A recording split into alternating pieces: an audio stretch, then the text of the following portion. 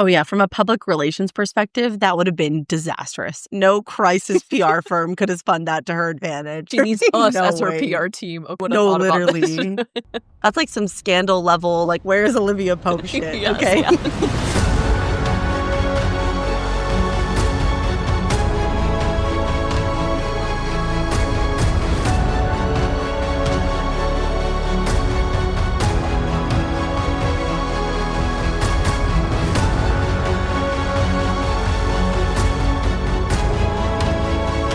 Hi everyone, welcome back to the Booked on Fantasy podcast. I'm Addison. I'm Lorraine, and we are two best friends who explore the world of fantasy through books, shows, and movies, but with a heavy emphasis on books. Oh man, while I don't think this set of chapters was quite as exciting as last week, we did finally get Rowan and Aelin together, and that was very exciting. So I don't know, maybe I should take that back. Maybe it was just exciting. We also get some interesting reveals, and some threads of fate are weaving together when Manon and Abraxos find Aelin and the crew. So I think it was exciting, just in a different way for different True. reasons. Yeah. Not like anxiety from everyone being in peril. Yeah.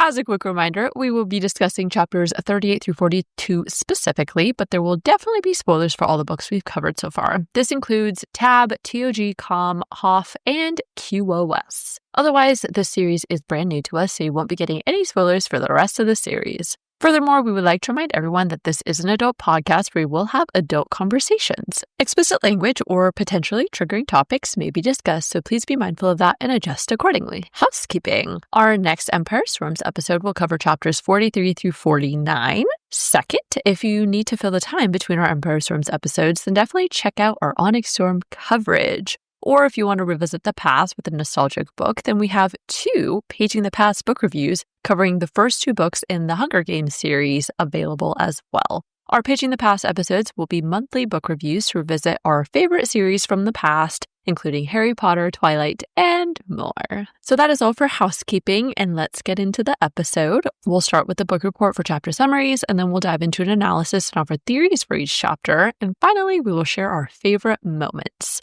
With that being said, Addison, please give us the book report. Emotionally.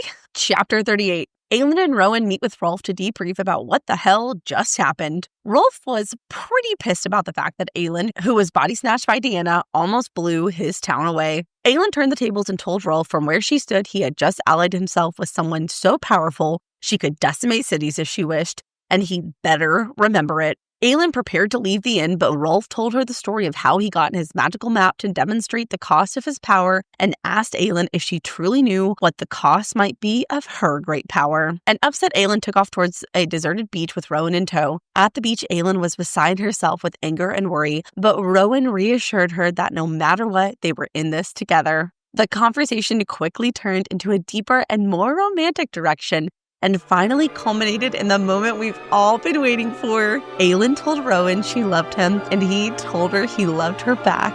To whatever end, the 2 made love on the beach and claimed each other. Yay! It only took like 3,000 pages.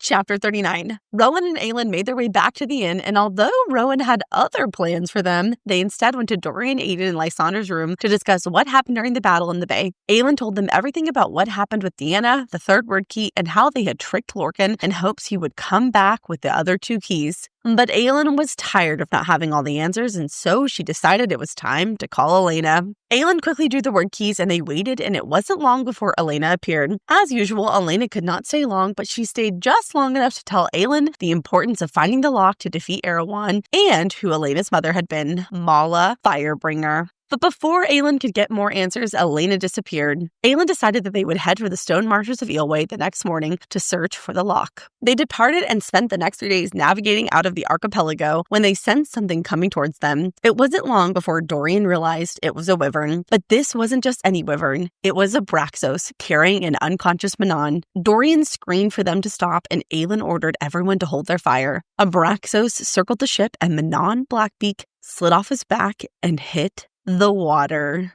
Chapter 40. Turns out Lorcan was a way better performer than he gave himself credit for. Although that may have had something to do with him being shirtless and all of his muscles, and the body oil definitely didn't hurt. Elide, on the other hand, may have been a talented oracle, but no one knew because they were all too busy ogling Lorcan. An annoyed and jealous Elide abandoned her tent to see what all the fuss was about, and she was not disappointed by what she saw. But Molly quickly cooled her jets and told her to get back to her tent. As the carnival came to an end, Lorcan appeared at Elide's tent, where they had a conversation that made Elide feel the urge to tell Lorcan everything about her past. But as she prepared to open her mouth to speak, the screaming started. Gods above! Lorcan cursed himself for being so preoccupied with thoughts of Elide and her sinful mouth, because had he not been, he probably would have sensed the attack coming. Lorcan quickly made his way to the heart of the camp, where he confronted the ilken. They questioned him about a girl they were searching for, a girl with a limp, a girl whose name was Elide Lorcan, and whose uncle was Lord of Parenth. But Lorcan didn't have time to dwell on Elide's lie before the ilken attacked. Chapter 41. Elide had squeezed herself into a hidden floor compartment of one of the carnival wagons and waited in silent fear. After what felt like hours, Elide decided her only option was to make a run for it. As she prepared to run, her cloak snagged on something inside the compartment. But that wasn't the only thing that stopped her in her tracks, because there was Lorcan standing there, covered in black blood, with death in his eyes. Lorcan confronted Elide about lying to him, but our fearless Elide didn't back down a single inch. As a matter of fact, she gave Lorcan the business, and I'll be damned if that wasn't fun to read. As a sign of trust, Elide tells Lorcan her true backstory, and Lorcan returns the favor. They come to a mutual understanding and agree to stick together with the carnival troupe for a little while longer. But as Elide walked into the night, Lorcan wondered again what the hell he was doing. Chapter 42. Manon Blackbeak was not dead, at least not yet. When she finally awoke, she realized she was in a cabin on a ship. It wasn't until she heard Aelin Gallivanis speak to her that it all came crashing back to her. Aelin tells Manon that she was now their prisoner and that if she stepped one toe out of line, she was as good as dead. Manon slept for another 3 days before she was awake enough to have another conversation. But this time, it was with our princeling, Dorian. The two had a lengthy conversation that was equal parts flirtatious and sorrowful. Dorian told Manon how they found and rescued her, and Manon told Dorian a very abbreviated version of the events that led her to this predicament. The conversation with Dorian took everything out of Manon. It sapped her of all her strength and resolve because she realized one simple truth. She had nothing and no one save the 13, and she had no news of their fates. She knew not whether they lived or died, and so Manon Blackbeak sank back into a depressive sleep and dreamed. And that concludes the book report. Oh, Manon. I'm really worried about the 13, I will admit. I know. I thought they would have found her by now, honestly. You would think we'd switch to Astron's POV or something, but no. Don't feel good. I don't feel good about it either. I'm very worried for them, so... Well, thank you for that excellent book report. And let's get into our analysis portion, starting with some overarching thoughts. Okay, guys. Wow, I have a lot of overarching thoughts. So before we get into my thoughts and feelings about this set of chapters, we have to talk about the title for part 2, because this set of chapters took us through the end of part 1 and the beginning of part 2. If you'll recall, part 1 was titled The Firebringer, and part 2 is titled Fireheart. Back at the beginning of the book, I speculated that part 1 was titled Firebringer as a reference to Aelin's power, as well as a reference to the origins of her power, who we know is from Mala Firebringer. I also speculated that Aelin's use and control of her power would be super important as they prepared to fight Erewhon. And I feel that was pretty accurate so far. That was definitely thematically important in the recent Battle of Skull's Bay and everything, so that feels pretty on track to me. For part 2, Fireheart is what Aelin's mother used to call her, and Rowan also frequently calls Aelin his Fireheart. I feel like part 2 is titled Fireheart because it signifies the importance of Aelin and Rowan's relationship and how they have seemingly locked in the mating bond, and even more so, I feel like their bond will greatly impact pretty much everything as the story progresses. It already feels like that's the trend anyway. I mean, quite literally, his feelings for Aelin broke up Maeve's cadre. That feels pretty significant, and it just feels like that's going to continue. Their connection to each other is going to impact the outcomes of certain events in the story. I really like your interpretation here because honestly, with all the speculation about Aelin being sacrificed or used by the gods, I am worried that perhaps Fireheart may also mean that Rowan loses his Fireheart and will have to fight for her or something by the end of this book here. Whether it's another god takeover or Erewhon or Maeve, something is going to happen to his Fireheart, and I don't feel good about that. It could also... Take that back. I know. Take that back right now. I feel like he's going to have to save her because he's the guiding force. He is the person that like brings her back to herself and brings her home, essentially, right? Now that they're like officially locked in with the mating bond, as you said. So, well, again, still not confirmed on this freaking mating bond, but like 99.99% sure that it is. Oh, yeah. I also thought it could potentially be like a literal manifestation of Aelin's fire heart, aka like her fiery soul. How hot will Aelin burn, or how deep within herself will she go to protect her loved ones or to get what she needs? Oh, that's interesting. Sometimes I'm like, Aelin would literally burn out for the people she loves. And I don't mean like magically. I mean, she would literally go up in actual flames for the people she loves. Right. So, wow, your analysis sucks. Both of that is super depressing. I mean, only that it sucks because it bummed me out, not because it's not good thoughts. It just like really bummed me out. Yeah, sorry guys. Hate to say it, but I just had to. Wow. Well, you can tell, guys, that I was feeling very emotional and soft in this episode because I don't even know if I really have thoughts. I think I just have feelings. I kind of feel like that girl in Mean Girls when they're all in the gym and she goes up there and she's like, I just wish we could all eat a cake made of rainbows and sunshine. And remember, and he's like, she doesn't even go here. And she just have a lot of feelings. That's who I am today. So obviously, I cannot go without talking about how Aelin and Rowan, they finally sealed the deal. They did the deed. Woohoo! And guess what, guys? After all of my complaining and impatience, when we finally got to that scene, guess what happened? I cried. Okay? I thought I was all going to be like, well.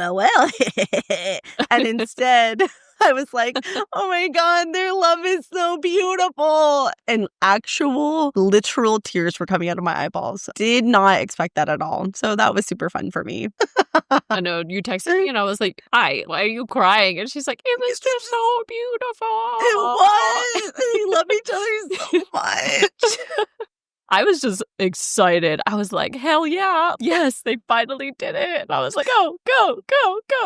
See, that's what I thought it was going to be like. But no, literally crying. So something else I feel like I just have to say is I don't know what it was about this set of chapters, but something inside of me has shifted. I have loved this series so far, and I have enjoyed every minute of deep diving it. And of course, there have been some really devastating or emotionally shiver-inducing moments. But I don't think that I really felt it in the way a lot of people describe it. Pretty much every person I've ever talked to is like, it will literally change your brain chemistry. I have never been the same since I've read it. And let me just also say, I am an emotional person, okay? I feel like I have a relatively high emotional intelligence IQ. So it's not like I'm just like a soulless monster. I feel things very deeply. But I feel like I haven't gotten to the point where I feel like this book will foundationally alter me. And don't get me wrong, beautiful story, very touching. But now something about this set of chapters, I don't know what it was, but I feel it. I felt this internal shift. And I'm not even really sure that I can put it into words right now. But I realize that I am now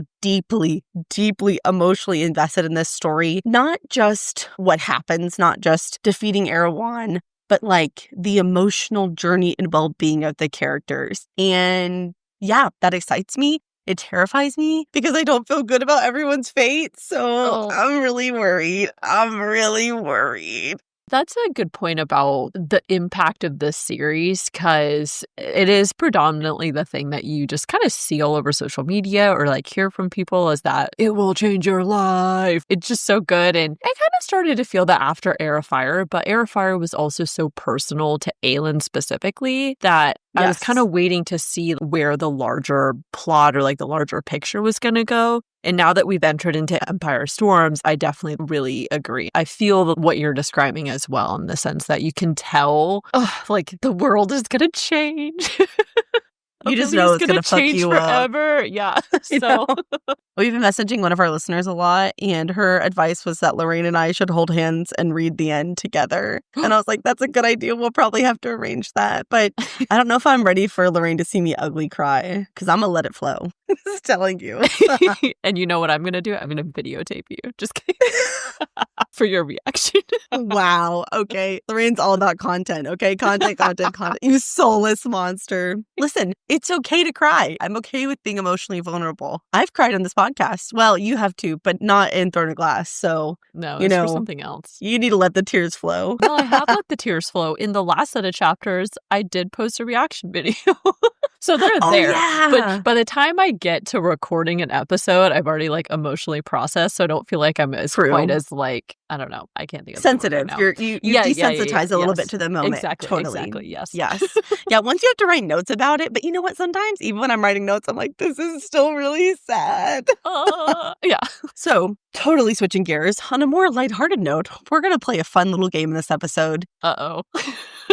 Who's excited? So one of our beloved characters gave me the ick so bad in the set of chapters. And I want you to guess who it is and what they said or did to give me the ick. I will not reveal the answer until we get to that chapter. So you've got plenty of time to guess. And please, for my own personal entertainment, text us or DM us if you are right or wrong and who or what you thought this character did or said, or if you disagree with me, because even on a reread, I was just like, ugh. So I just want to see what other people think too. Also surprised by that. We'll get there when we get there. I didn't know what you were talking about until I got to your part of the notes, and then I was like, oh, that's pretty on brand for you, I guess. It is. I didn't feel the same way, so we'll talk about it, yeah.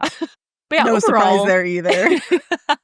Overall, though, I really enjoyed this set of chapters. Rowan and Aelin getting together. I did not cry. I was just very pumped and excited for them. I think it's just because they weren't in peril. Like, they were just having this nice, calm moment together. And I was just like, oh, this is really nice to read. How beautiful. But that being said, I 1000% agree that it was beautifully written. You are just so touched by their relationship with each other. And Team Fireheart buzzard forever. Buzzard. And then my last little thought here is just that I love seeing the different character paths and how they're slowly converging. Manon is now with Aelin and the crew, and I feel like Lorcan and Elide will be meeting with them somehow soon as well. So I haven't quite figured out how they're gonna come into it, but you know they are some way somehow because of the wyrkeys. And so just seeing all the threads not just exist, but now they're actually like twining together now. And so I'm very excited about that. Oh yeah, Elide and Lorcan will be heading that way soon. They just have to. Yeah. Every time Aelin's like, we have purposely created circumstances so that our paths will cross with Lorcan again, is pretty indicative that they will. So it's just a matter of how and when. All right, so that concludes our overarching thoughts. And now let's get into the chapters, starting with chapter 38. To kick off chapter 38, Aelin and Rowan meet with Rolf to debrief after the battle. And to no one's surprise, Rolf is pretty pissed off. Understandably, Rolf wants to know what the hell just happened because to him, it looked like Aelin was about to blow his town to smithereens, which she sort of was. Aelin tells Rolf that her control slipped when Rowan confirms this. He says, magic is a living thing. When you are that deep in it, remembering yourself, your purpose is an effort. That my queen did so before it was too late is a feat in itself. And this got my brain going. First, it reminded me of at the end of Queen of Shadows when Dorian and Aelin joined their magic to destroy the Valg inside of the king and destroy the glass castle. The descriptions of their joining of magic read very, very similarly to how Aelin felt the deeper she went into her power. I strongly speculate that the reason that Aelin and Dorian didn't lose control then is because they had each other. Aelin was able to pull herself back when she sees Rowan, and so my guess is that because they were literally linked physically and emotionally and magically, that's why it didn't end catastrophically. Well, I guess sort of catastrophically because the glass castle did shatter, but they didn't they didn't lose themselves to their power. Yeah, you know what I'm saying? They didn't destroy themselves in the process. They just exactly caused some structural damage on the outside. An entire glass castle. But other than that, everything was fine. Second, this reminded me a lot of the witches and what we learned about the quote-unquote yielding back in chapter 7. The description of that was, only when most desperate, most enraged, could a witch summon the core of magic in her with devastating consequences. I would imagine a witch's magic is similar in that it is a living thing, and so if a witch were to engage in the act of the yielding, they would probably almost certainly risk losing control and likely losing themselves in the process. Obviously, we haven't gotten more details, so we don't know exactly what that entails. But based on the limited description we've gotten, it seems like it's a really big deal for a witch to do that. Ooh, yeah, I really like that connection, and big yikes on that one. But I will say, based off the descriptions that we've gotten about the yielding, I feel pretty sure that the price of calling upon the yielding quite literally sounds like the witch's life. So I agree. And I think we're definitely going to find out more about that as we read, because I just feel like I hope it's not Manon, or, I mean, a witch we know is going to do that. Maybe as a weapon against them, or a witch we know is going to use it as a weapon to protect. So for sure, we're going to find out. Lastly, I feel very strongly this situation with Deanna is meant to warn us and foreshadow that this will likely happen again to Aelin. Maybe not necessarily Deanna taking over, but her going so deep into her power that she almost loses herself. I'm really terrified about that, because there's going to be more battles where Aelin feels like she has to give it her all. And, what if Rowan is not there to help pull her back in? And that's really scary to contemplate. Yeah, I found that whole conversation to be pretty ominous. I definitely agree that without someone to anchor her and maintain a connection to the true living human mortal version of Aelin, it seems like she would not have been able to break herself out of the wyrd-key and Deanna's control, because ultimately both of those things are incredibly strong sources of power that outmatch Aelin in overall magical strength, I think. And then this response from Rowan indicates it's honestly pretty miraculous that Aelin was able to find herself at all, because she was so dangerously close to losing all control. This all just made me think once again about nameless is my prize. Nameless is my prize! Perhaps the potential price of possessing so much power or going so deep into one's own power is that you just lose all sense of who you are and your humanity, because the magic will just take over and basically use the body it inhabits as a means to an end. Ooh, yuck. Yeah, big yikes. But aside from that, I also agree that this is not the last time we will see Aelin possibly be overtaken by the power she possesses, or even the gods, now that that's on the table. Just before this line that you mentioned from Rowan, Aelin tells Rolf, when you are blessed by Mala, you find that sometimes your control can slip. Aelin does not just bear the gift of firepower from Mala. It seems like she's quite literally a divine channel through which Mala reaches her. Plus, we strongly speculate Aelin is being used by the gods for a larger purpose. So by being Mala's heir, she has both inherited Mala's power and also, in a way, Mala's will. And in this case, her will is definitely pushing Aelin toward being the person who destroys Erewhon once and for all. And y'all already know I feel like that means sacrificing Aelin. So I'll continue to point it out as we read, but I feel like there is a lot of sacrificial and fatalistic language used around Aelin, Rowan, and just in general around a lot of the characters. And that feels bad. Yup. This meant nothing to Rolf, who was still pissed that Aelin almost destroyed his town. But Aelin covers by telling Rolf that it looks to me like the pirate lord of Skulls Bay and long-lost Mycenaean heir has just allied with a young queen so powerful she can decimate cities if she wishes. It looks to me like you've made yourself untouchable with that alliance, and any fool who seeks to harm you, usurp you, will have me to contend with. To which I was like, damn, girl, tell Rolf what the fuck is up. But in all seriousness, she's not wrong. Word will definitely get out about this battle, and people will describe the quite literal volcanic-sized pillar of fire they saw, and how she quite literally blasted several ships into nothingness, which should make pretty much everyone scared of messing with Rolf, except for maybe Erewhon or Maeve. So I do think she has a pretty good point here. Yeah, I do agree with that take, assuming that they can control the narrative. Because it's still kind of hard to say, but that was a concern, right? Is that people think that Aelin is just going around doing whatever. So as long as they can keep it as this no, I saved Skulls Bay from the Valg, then yes, I think they're good to go. Aelin is in control. Everyone should support her. So hopefully it stays that way. I do feel like Rolf highly benefits from this, since Aelin has established herself as someone capable of destroying the Valg fleet and forces, and therefore she's no longer just a myth, but kind of the answer to whatever's going on with the Valg and Erewhon. However, I do wonder if Rolf is maybe a bit worried that Aelin could very easily lose control because her power is so extensive. I think Rolf himself understands the costs of dealing with the gods, and we're about to get to his story shortly. So I did wonder if by telling Aelin, it looks to me like you were a little girl playing with fire too big for you to handle, he is reminding her that when it comes to like this really strong, powerful gift of magic, are you ever really truly in control? And I know that Rolf, I don't think, knows that she was overtaken by a god at this time. But I think from us, the perspective is that when you're dealing with the gods and God-given power, is it Aelin that's in control or is it the gods, you know? So I think it just kind of brings up this question of like, are you inevitably always at the mercy of their bidding and will? We talked about this a little bit in the scene when it happened, but Aelin is really incredibly lucky that she didn't destroy the city, because had it gone in that direction,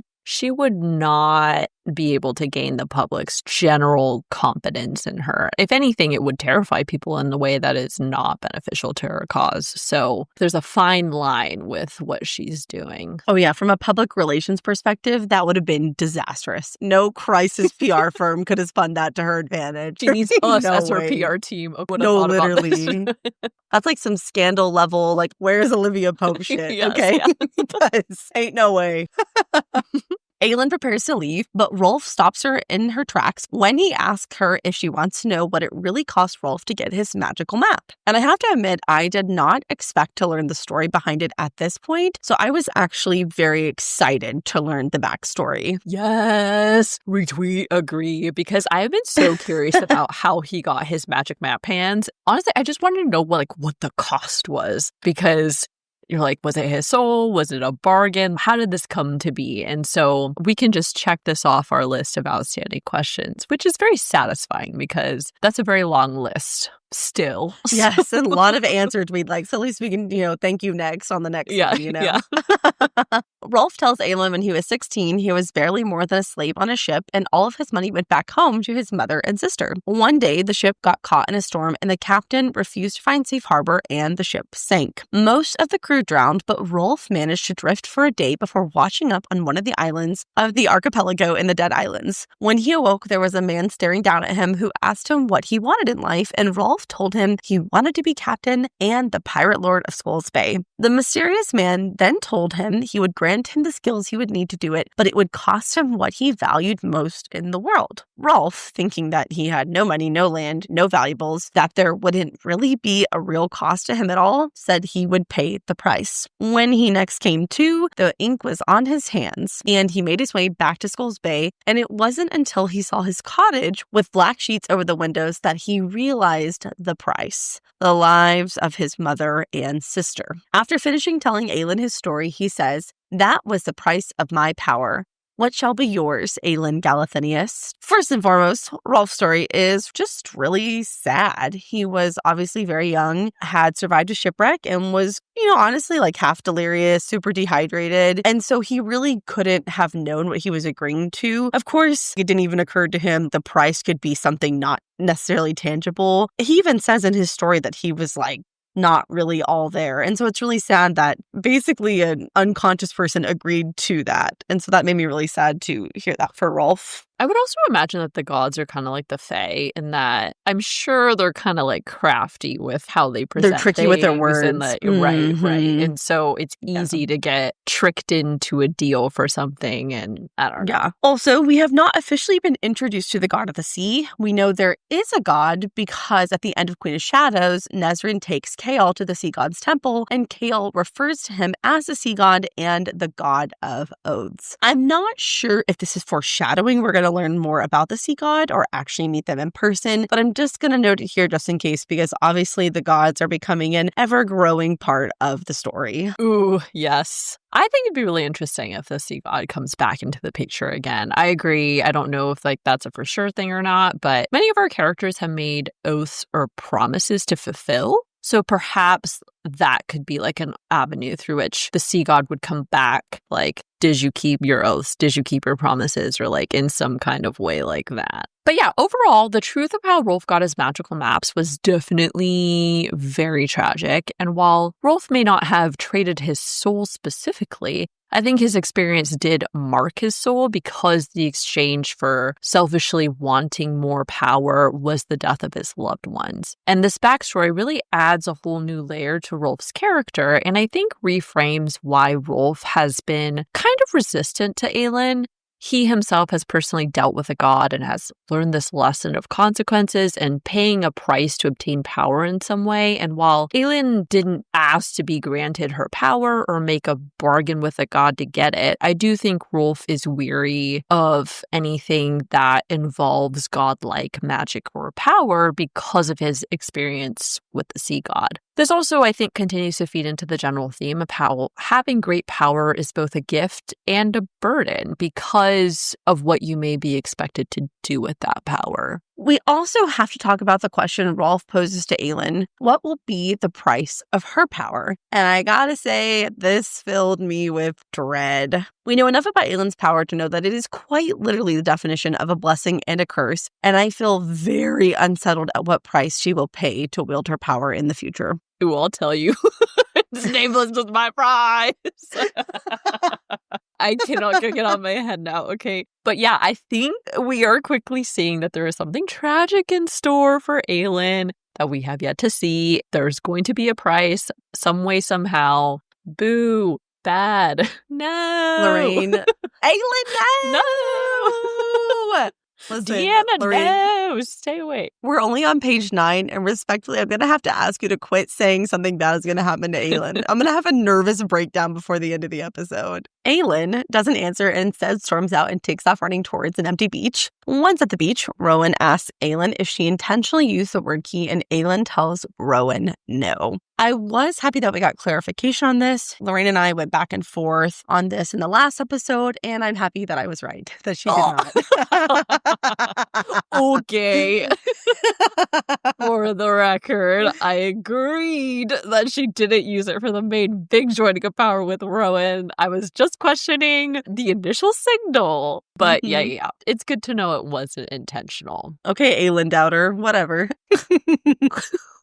Aelin is feeling very vulnerable and shares with Rowan how upset she is by what happened with Deanna. She says, she stole me, she took me, and I could feel her consciousness. It was like she was a spider waiting in a web for decades, knowing I'd one day be strong and stupid enough to use my magic and the key together. To me, this definitely means that the next time Aelin is going to really use her power, she cannot wear the wyrd-key because it's just too dangerous. It also confirms that Deanna hunted Aelin and watched her continuously waiting for the opportunity. In the last set of chapters, Aelin has a thought where she thinks maybe Deanna had been hunting her whole life, and this pretty much seems to confirm that. Elena also confirms this later when she reappears, which we'll talk about when we get there. This, to me, pretty much confirms Lorraine's thought that Deanna is actually a baddie bad, okay? That wasn't like a morally gray god thing. She sucks. Deanna really sucks. She may not be evil in the way that necessarily Erewhon and Maeve are, but she's definitely not on the side of good and what is morally right. Because even if gods have a different morality, blowing a town of innocent people is just bad. There's no justification for that. And it wasn't even like, if I blow this town to smithereens, the rest of the world will be saved, right? It was just like, it was like a flex of power, right? Yeah, exactly. So, yeah, I totally agree. Also, just like a random side note that I didn't think of until you read the quote out loud. Wasn't Maeve always described as being like this spiderish figure? Or like she's always been kind of like, lurking, you know what I mean? And then also, I'm a little bit surprised you didn't mention anything about the Stygian spiders, because now Stygian spiders. Not that I think that the Stygian spiders are bad, but like we don't really know anything about them. I kind of forgot about them. I'm kind of also like sidebar mentally obsessed with the Stygian spiders because I feel like they're important. But yeah, we haven't come back to them in a while. Yeah, not since Manon's shenanigans to get the spider silk. So that was back in Era of Fire too. Anyways, calling somebody a spider equals baddie bad. Forever associated. But yeah, I agree that she really needs to be careful about using her power while wearing the wyrd-key because it will not only attract the Valg and Erewhon, but apparently also the gods. And I'm honestly super nervous for what will happen when Aelin uses it again. And we know there will definitely come a time when she will intentionally use it because her entire mission from the gods is pushing her towards getting the lock and then sealing the wyrkeys back into the word gate, yada yada. So kind of in relation to this, I will also be keeping the comment about fire and iron merging into silver and the whole a mere step thing that Deanna said in the last set of chapters flagged because I definitely feel the gods have something planned for that moment when Aelin does use the wyrd-key again. Now knowing that Deanna is kind of nefarious, it makes me nervous. Like something just feels off about it. I know she has to do this, but also I kind of don't want her to because then I'm like, she gonna get got and I don't want that. She's gonna get got. She don't get got. Also, I realize we say that all the time. And if you haven't listened to us from the very beginning, in like the second episode of TOG, we were talking about Arab and Hummel. And I said something to the effect of like, yeah, because he can't get got. And I think that really stuck out to Lorraine because he's the best. And I think Lorraine just thought that was really funny because she's never heard that. And so now we have incorporated that into our daily life and vocabulary. Like, yep, can't get got because he's past his buck boy, you know? So he did get got eventually, which was very satisfying. However, true. So now we want Erewhon to get got and Granny B. Yes, and Deanna. Yep, and Deanna. And Vermin Vernon. Our list is so long now. Damn, everybody. Yep, all them baddie bads, we want them to get got. Just rally them up. Rally through a word gate. Bye. Rowan suggests to Aelin that it seems like they need to make finding the lock a higher priority because this is now the second time she's been told to find it. Rowan also says, perhaps it was a warning. Perhaps Deanna wished to show you how a not-so-friendly god might use you if you're not careful. I thought it was an interesting take from Rowan. I'm going to entertain the possibility that he's right, but I still don't like Deanna. By this point, y'all already know. If I said it once, I'm going to say it 1,000 more times. I feel like this is an actual possibility with the gods, and this is some foreshadowing for that. Everything is foreshadowing. God. Okay. You're so obsessed with the gods. You have an unhealthy obsession with them. I do, because I'm going to figure them out. Well, why don't you predict that Deanna shit, okay?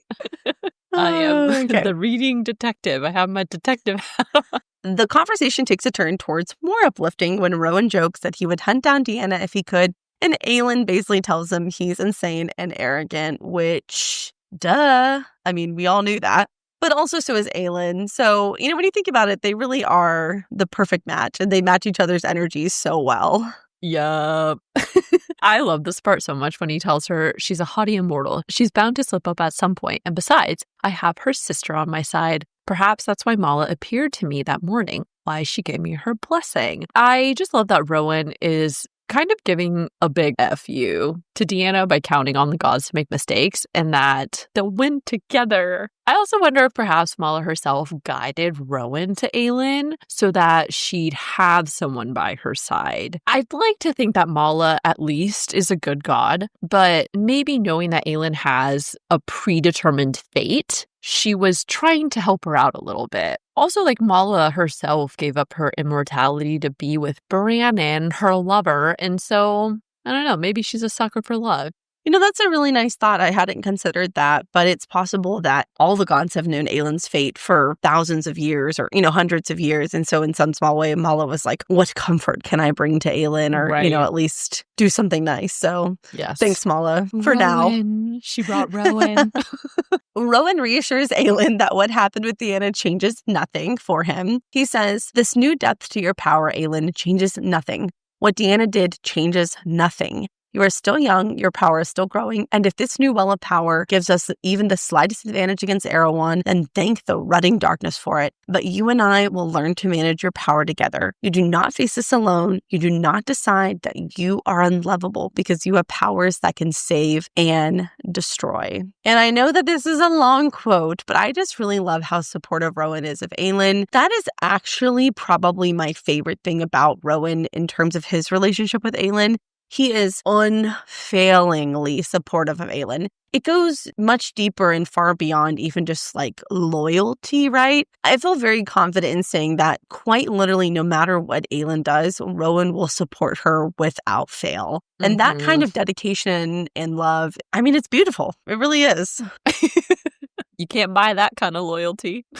You cannot. Well, and like, I love Aelin, but she's kind of a tough person. She's a tough person to love in her own way, you know? Being romantically involved with her is not for the faint of heart. Nope. I also noted that instead of saying thank the gods, Rowan says thank the rutting darkness for it. And I feel like he has switched this up because pretty much everyone is mad at the gods, as they should be. Especially because he says, you know, thank the gods or gods above, and the witches say the darkness. So I thought that was kind of interesting that he switches his language there. Just as like a random thought, the darkness is the afterlife or something? Is that how you took to mean? I guess so. We haven't gotten a lot of clarification on what the witches exactly mean by that, but I imagine the darkness is something like where life is formed. They're born out of this sort of void. Dark void. Yeah, essentially, right? And then they go back into it. That's kind of what it seems like to me. Okay.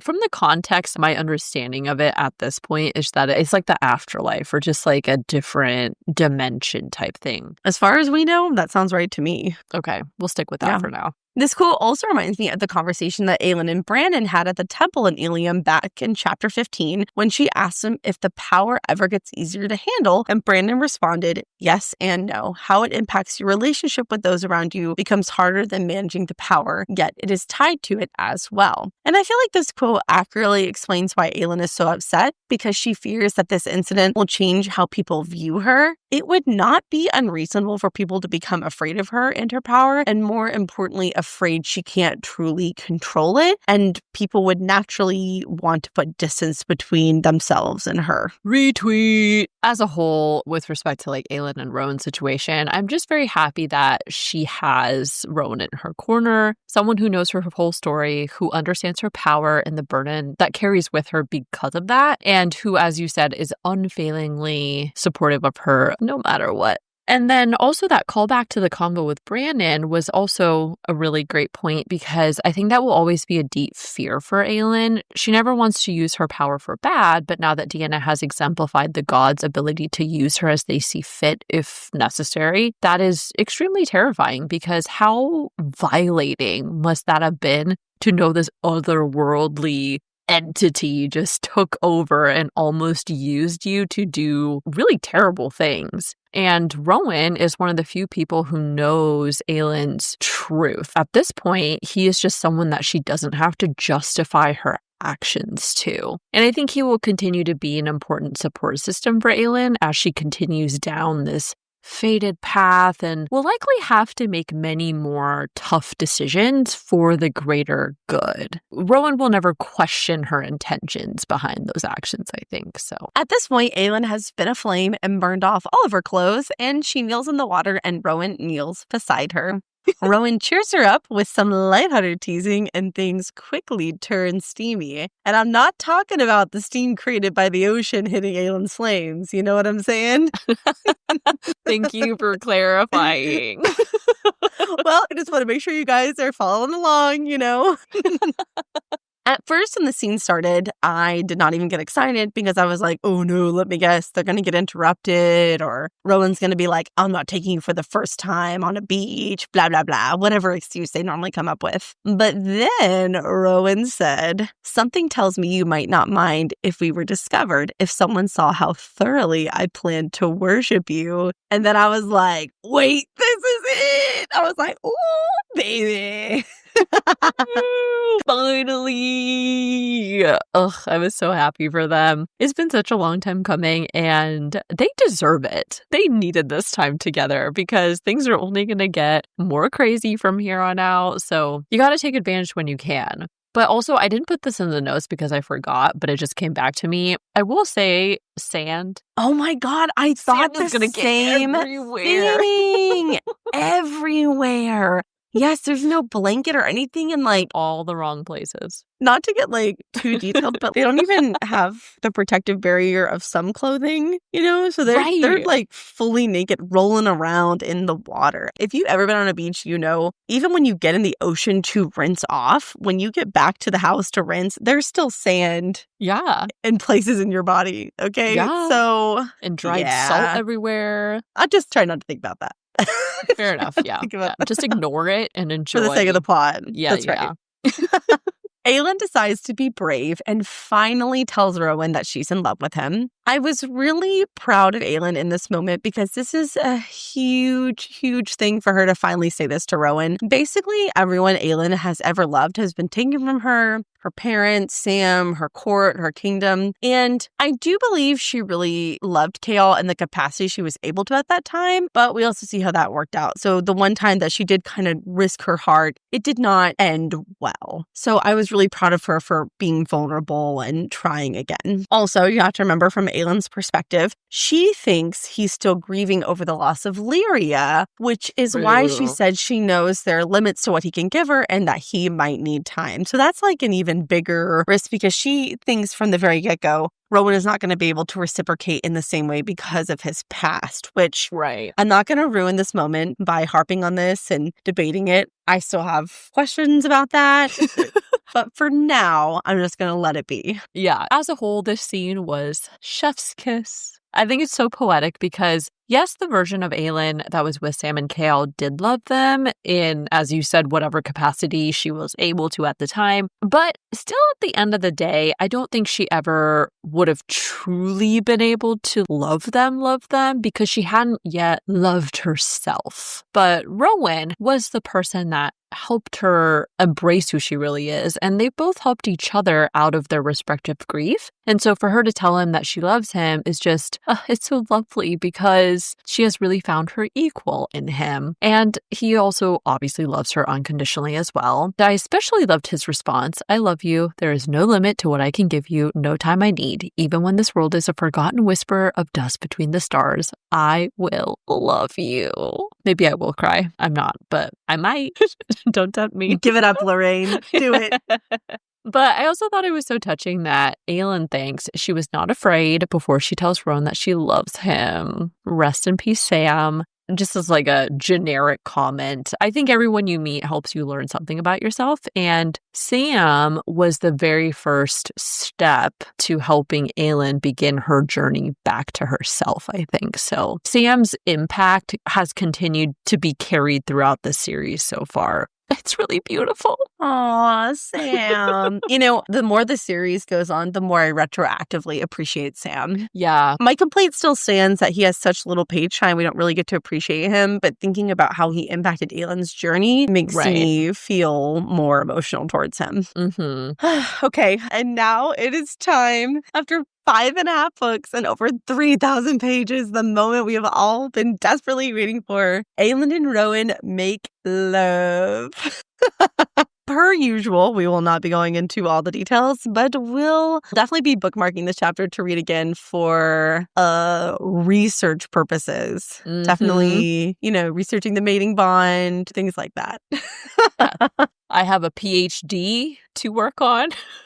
Exactly. We have our master's in Throne of Glass. Research, yeah. Yes, this is our dissertation, 10-4 in that. Absolutely. But I will share a couple of my thoughts about this scene. I loved when Aelin is teasing Rowan and she says, "And you love me?" And Rowan responds, "To whatever end." Obviously, this is romantic as hell, but this is actually not the first time Rowan has said these words to Aelin. Aelin actually first says them to Rowan in Heir of Fire when she tells Rowan she wants to stay and fight and protect Mistward. She says, "Because I will follow you to whatever end." Then when Rowan swears the blood oath, he says, "I claim you, Aelin, to whatever end." And I just really love that line. Is something that links them through all stages of their relationship so far. There's a couple other times that line is used. I just don't want to list them all out, but those are kind of the predominant ones. But it's nice that they have felt that dedication, that loyalty to one another pretty much from the very beginning. Ooh, that's such a great callback. Thank you for putting that in there because because I loved this line. But also, fair warning, I'm going to rain on the parade here. Now that this sacrifice to the gods is potentially on the table, I do wonder if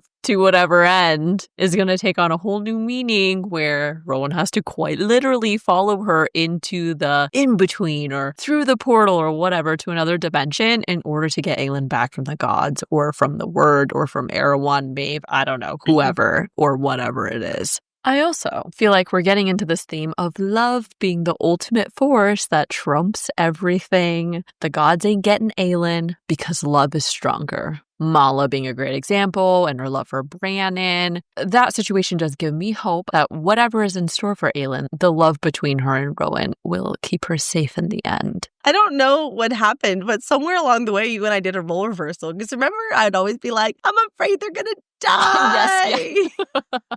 And now listen to us. I have made that my mission to bring it up at the worst possible times. So thanks a lot. Thanks for that. I also chuckled when Aelin thought, oh gods, oh burning, rutting gods, Rowan knew what he was doing. He really gods damn did. And I was like, yeah, he does. He better for being like 300 something years old. Dude. I don't know. Okay. Seriously though, right? I know I mentioned this in my overarching thoughts, but y'all, I was crying during this scene. I was moved to actual tears because I just thought it was so beautiful. Everything about it, their love and trust in one another, the writing, just everything. In hindsight, I shouldn't really be surprised by my reaction because I actually feel like there's a lot of emotional buildup to this moment.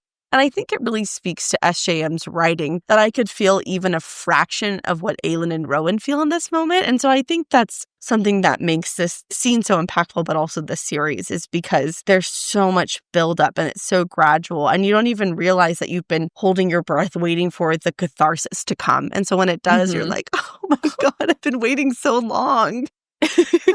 I also thought it was especially beautiful when it's described there were no words in his eyes, none in hers either. Words did not do it justice, not in any language, in any world.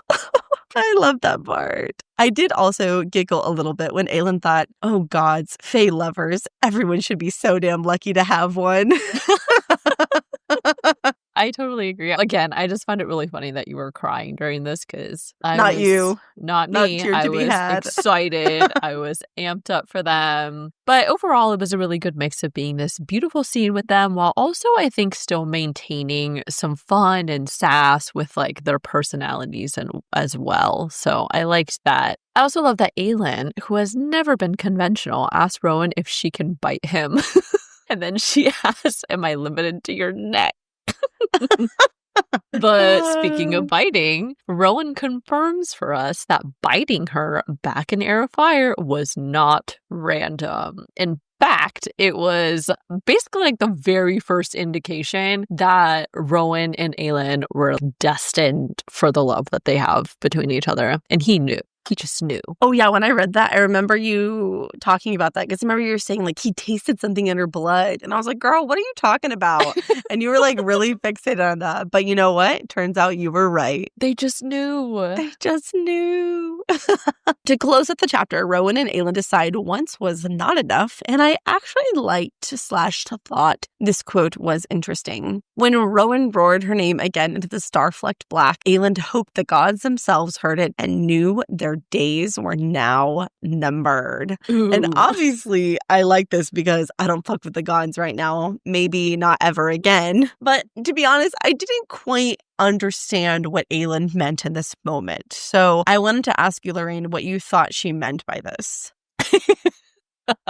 I'm surprised that you asked me this because I feel like you're going to eye roll when I give you my answer, but I brought up many thoughts about the gods by this point, but I truly do think Aelin is going to face some sort of situation where she is trapped by the gods or they swindle her somehow, and it's going to be Rowan who brings Aelin back from being completely consumed by the power that she wields, like with the wyrkeys, for example. Also, just like thematically knowing SGM and her other series, we're pretty primed for a love conquers all kind of situation. And so that's what I think. But totally random side note. What? How do you think Rowan roared Aelin's name? Do you think he was like, Aelin? No, I definitely don't think it came out like that. I think it came out like, Aelin, something more like that. It is kind of funny, like, no spoilers for any other SJM books, but in general, when there are intimate scenes, there's always, like, this character roared in pleasure, and you're like, what? Lots of loud. Growling. Yeah, lots of animal-like sounds. I would hate to be their neighbor. That's all I can say. Oh, you don't even need to be their neighbor. You can smell them from a mile away. Across dimensions. You can hear it all the way through the wyrd-key. Oh my god. Y'all, okay. Just so you know, it's about to get goofy in here. Well, it already has is. gotten goofy. Yeah. It already is. We're off the rails. We're so giddy over Aelin and Rowan. We are not well. So everyone needs to go get a glass of wine right now so you can join in the fun. We're not drinking, but seems like we have been. Okay. That concludes chapter 38. Moving on to chapter 39. We switch to Rowan's POV as he thinks about how he and Aelin did the deed 2 more times after the first time on the beach. And apparently when Rowan and Aelin have sex, people need to watch out because during the second time, Rowan's magic had left 6 nearby palm trees in splinters.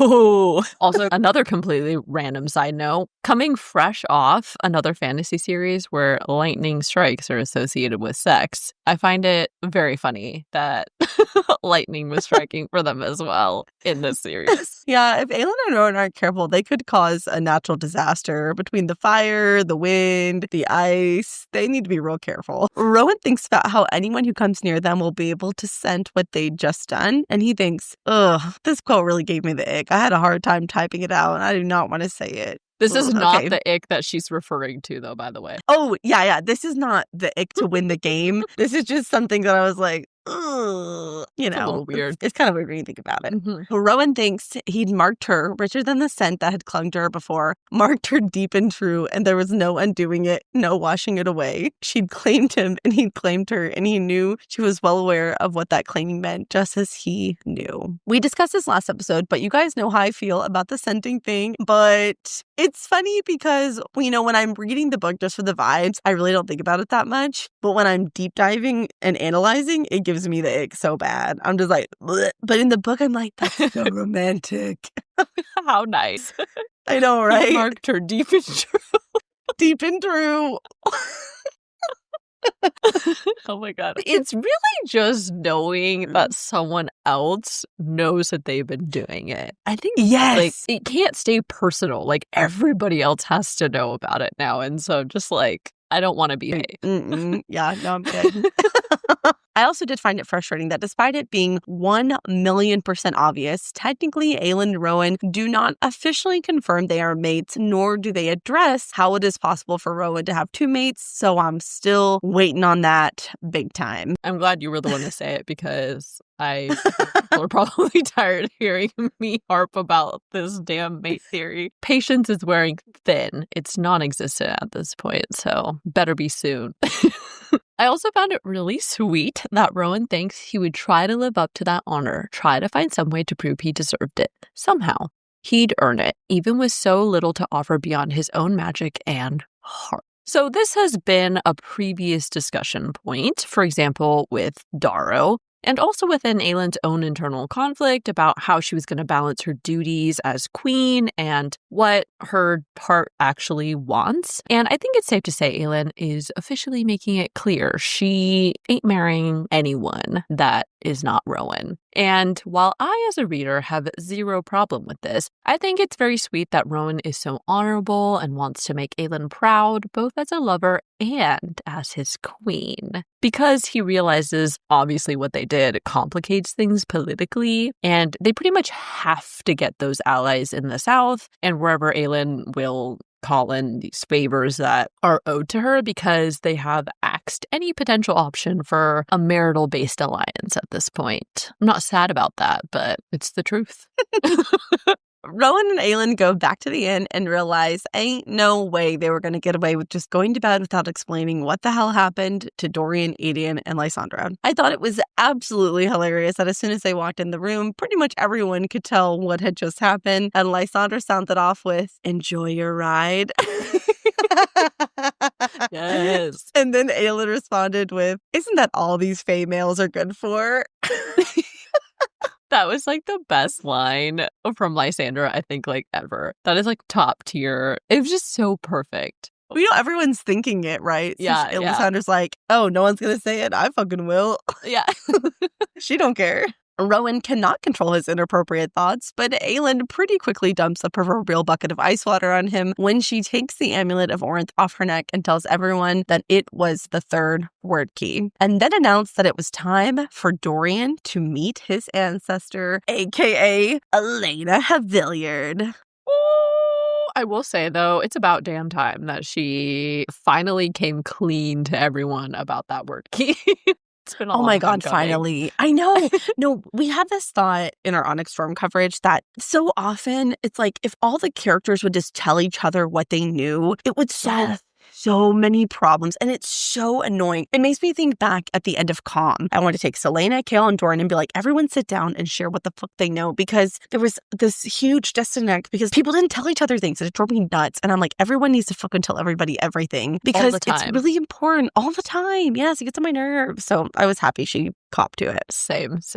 Aelin then tells him everything about the wyrd-key, how they tricked Lorcan, and how she'd been ordered not once, but twice to find the lock. Aelin began snuffing out candles and drawing word marks on the floor to call Elena, and after some time, Elena eventually appears to them, but the connection is noticeably weaker than previous visits because they are so far from her tomb in Rifthold. Honestly, all I could think about at this point were those old Verizon commercials where the guy goes to all kinds of crazy places and he's like, "Can you hear me now? How about now?" And the tagline is "Switch to word marks now." To make long distance phone calls. Yeah. Wait, that's so funny. Because Elena was like, "I can't hear you. She's like, too weak." But tell me why that was such a bullshit. I feel like she knew she was in trouble. And so she did the thing where she took like a candy wrapper and she was like, "It's breaking. I can't hear.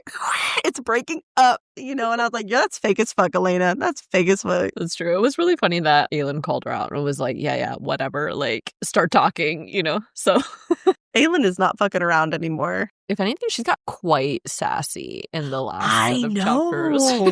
It's like, what, girl? Like, kind of downright disrespectful. I'm like, girl, that's your ancestor. Like, you need to calm down a little bit. But also, I do feel like this was foreshadowed when, I forget what chapter 12, when they're coming into Ilium.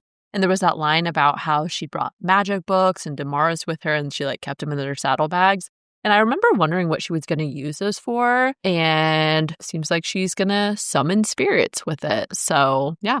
So just as Elena's spirit appears, I did find it notable that Dorian is the only one who kneels and bows for her and then recalls he was the only one who'd spoken to Elena's mate, Gavin. He tried not to consider what it meant now that he carried Gavin's sword, Damaris. I think this continues to reinforce Dorian's importance to the plotline as part of a lineage that has been in this unfinished game with Erewhon. I also continue to wonder if Dorian will be using Damaris in some significant way, just as Gavin did way back in time. Plus, we know Dorian's magic. Magician. I don't know how that happened. Dorian's magician. Oh my God, Dorian is technically a magician. So is Aelin. They're all magicians. They're magicians. They real magic. That makes him sound so much less scary, less intimidating. And way less cool also. Aelin was a very powerful fire-wielding magician. Okay, but now we can definitively say that Dorian's magic has divine origins, which we'll get to shortly. And so got a lot of questions about Damaris and what he's going to do with that sword. So Aelin is not in the mood for any more games with the gods and gets right down to business. She asks Elena, "Why is Lorraine laughing?" Addison does not know. I didn't mean for this to be an innuendo, but I did swinging a sword. I just put it together and I was like, oops. Dorian's gonna be swinging that sword later, you know what I'm saying? With Manon? Hell yeah. Hell yeah. Lorraine needs to go take a chill pill, guys. Where's my bucket of ice water? Let me just try this again. Aelin is not in the mood for any more games of the gods and gets right down to business. She asks Elena why Deanna appeared that day, what exactly is the lock, and what did Deanna mean by calling her the queen who was promised. As you guys know, I really don't fuck with Elena because she has done us dirty too many times, and Aelin pretty much feels the same way. I thought it was funny when Elena looks at Dorian and is all ethereal and says, "Rise, young king."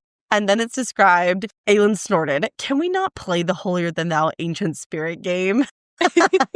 And then she's trying to get her attention and she's like snapping her fingers. She's like, "Ahem. Okay, hello, can we just focus?" And I'm like, I love you because I do not like Elena. So it is funny. She's just so impatient and over her bullshit cryptic answers at this point. So, because honestly, the longer Elena stalls, the less answers we freaking get. Because we barely get answers from her in the first place. And so someone had to tell her. Preach, girl, preach. Elena then gives a very unsatisfactory answer about Deanna and basically was just like, yep, she's a god, her moral code is different, and time isn't the same for her, which is not really a surprise. Elena also confirms for us that Aelin, in fact, did not use the wyrd key on purpose, and basically it was just an accident that Aelin's magic touched the wyrd key, and that's what allowed a door to open. She also warns that Deanna will not forget that Aelin shoved her out before she was ready, and it's definitely coded as an ominous warning. So now I am a little worried we need to be on Deanna lookout because, well, she's an angered goddess, and I feel like she will be looking for retribution. Oh, yeah, big time. That comment about Deanna not soon forgetting the insult is definitely worrisome. I do not think the gods are done scheming with Aelin. In fact, I'm worried Deanna is probably going to permanently be lurking around the portals now, just waiting for Aelin to use her magic with the wyrd key again so that she can nab her up. Just wait. Nab her up. Yeah. Hide your kids. Hide your wife. Hide your wife. Hide Aelin. Hide your wyrd key. Aelin then calls Elena a liar and confronts her about lying about Erewhon being dead and leaving him for them to deal with. I thought it was interesting that Elena tells Aelin, "You were meant to retrieve the wyrd keys before Erewhon could get this far." This really got me thinking because when you combine this with Deanna calling her the queen who was promised, it makes it seem like Aelin specifically has been a pawn in the games of everyone to defeat Erewhon long before she even existed. Yes. I still stand by the idea that the queen who was promised is not a prophecy, but a warning from the gods that they will get who was promised to help them fight in this war against Erewhon. And if they don't, there's going to be hell to pay for them. It also makes me wonder what the plan was supposed to be. Presuming it was always supposed to be Aelin to retrieve the keys, what happened that they didn't count on that changed the timeline, right? Elena presumably is saying, yes, Aelin, you were always meant to have this power, do all these great things, but you were going to get the keys in the lock. And then it kind of sounds like basically she was going to banish Erewhon somehow. My best guess is that they didn't count on the King of Otterland waking Erewhon. That was an unknown variable at the time. And so instead of it coming to pass in the way they'd anticipated, obviously the king awoke Erewhon. Erewhon took over Parrington's body and, kicked off the whole thing. That's my best guess. I couldn't really think of any other reason why it didn't work out that way. I do agree that the King of Otterland releasing Erewhon obviously puts a very big dent in the plans with the keys, and that's part of the issue. But I also think Elena was the very first thing that went wrong. Based on what we know and what we learn, it sounds to me like Elena using the lock was a really bad move. We don't know when the lock was crafted exactly, but we learn Mala created it, presumably with the intent of sealing shut the wyrd gate permanently with it, because that is what we've been told the lock will do. Elena, in this convo, tells them that she didn't know what the lock was supposed to be used for and that she'd been paying for the crime of using it ever since, meaning she was not supposed to have used it. But then, because Elena did use the lock and it only had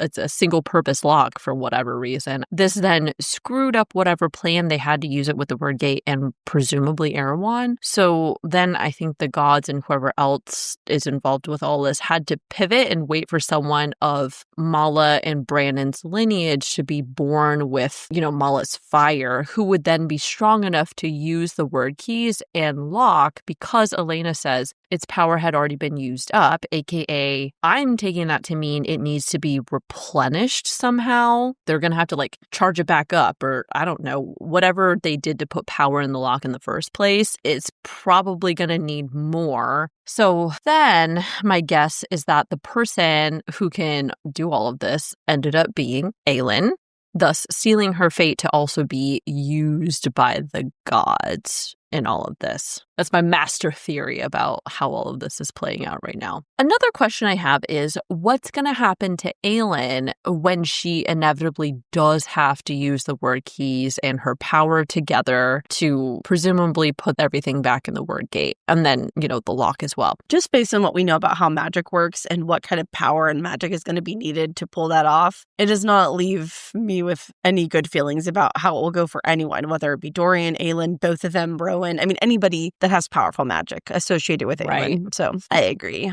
Surprise, surprise, Elena does not have time to explain, but she emphasizes that was the only, in italics, choice she could make. Next, we get an important download about the lock. We'll review what we learned, and then we'll tell you our thoughts. Elena tells them that there was once a great city in the heart of the stone marshes in Eyllwe. Brandon obtained the lock at a terrible cost, the cost being Elena's mother, aka Mala Firebringer's immortal life. The lock could seal anything and could only be used once, but Brandon never told Elena anything about the lock until it was too late. So Elena took the lock and sealed Erewhon in his tomb. She put the remnants of the lock there to commemorate the lives lost during the battle against Erewhon. And then a few days later, a great quote-unquote cataclysm rocked the land and the city sank. No one ever retrieved the lock, thinking its power had already been used. First and foremost, the lock is described as being a bit of metal and glass. I racked my brain, but I really couldn't think of any object that it could be. Metal and glass could really amount to anything, because I thought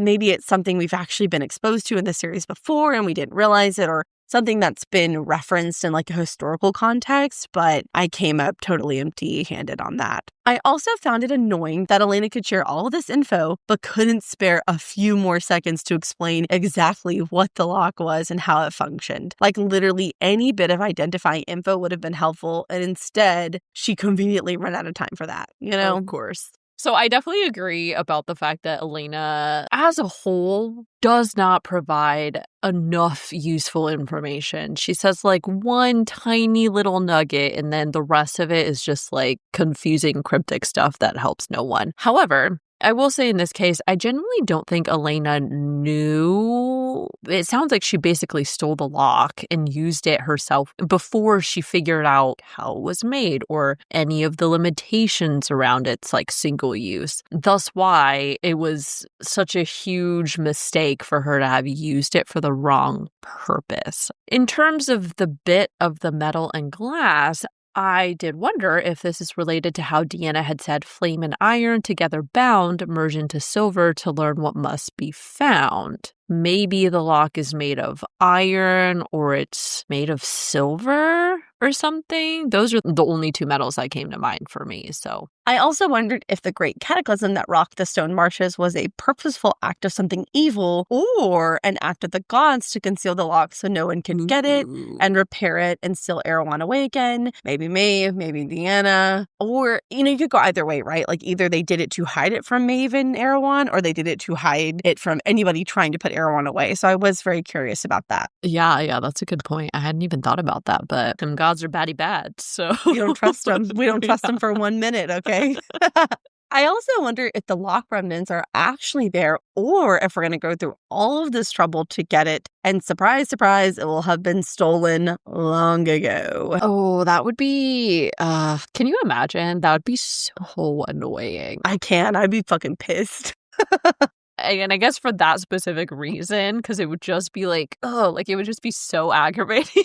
I feel like they will find it. But I do kind of believe Elena when she says that it's broken because she used up its single-use purpose. So who since then would have replaced the power or fixed it if it's been like buried in the stone marshes this entire time? Another reason why I think it probably actually is broken is because, okay, this is a theory. Duke Parrington and King of Otterlin messed it up somehow to unleash Erewhon from the tomb in the first place, right? Because someone had to open the tomb back up, right? Elena sealed Erewhon inside. Tweedledee and Tweedledum came along, opened it back up, and then whatever they did to the lock probably messed it up, which, now that I say that, does kind of circle back into your question of, is it even really still in the marshes? Because if Duke Parrington, and Duke is actually Erewhon now, saw that it was a lock, I'm assuming Erewhon probably may have known what it was, right? Unless it was totally kept a secret from him and he didn't know. But if he did know, he would have been sealed away.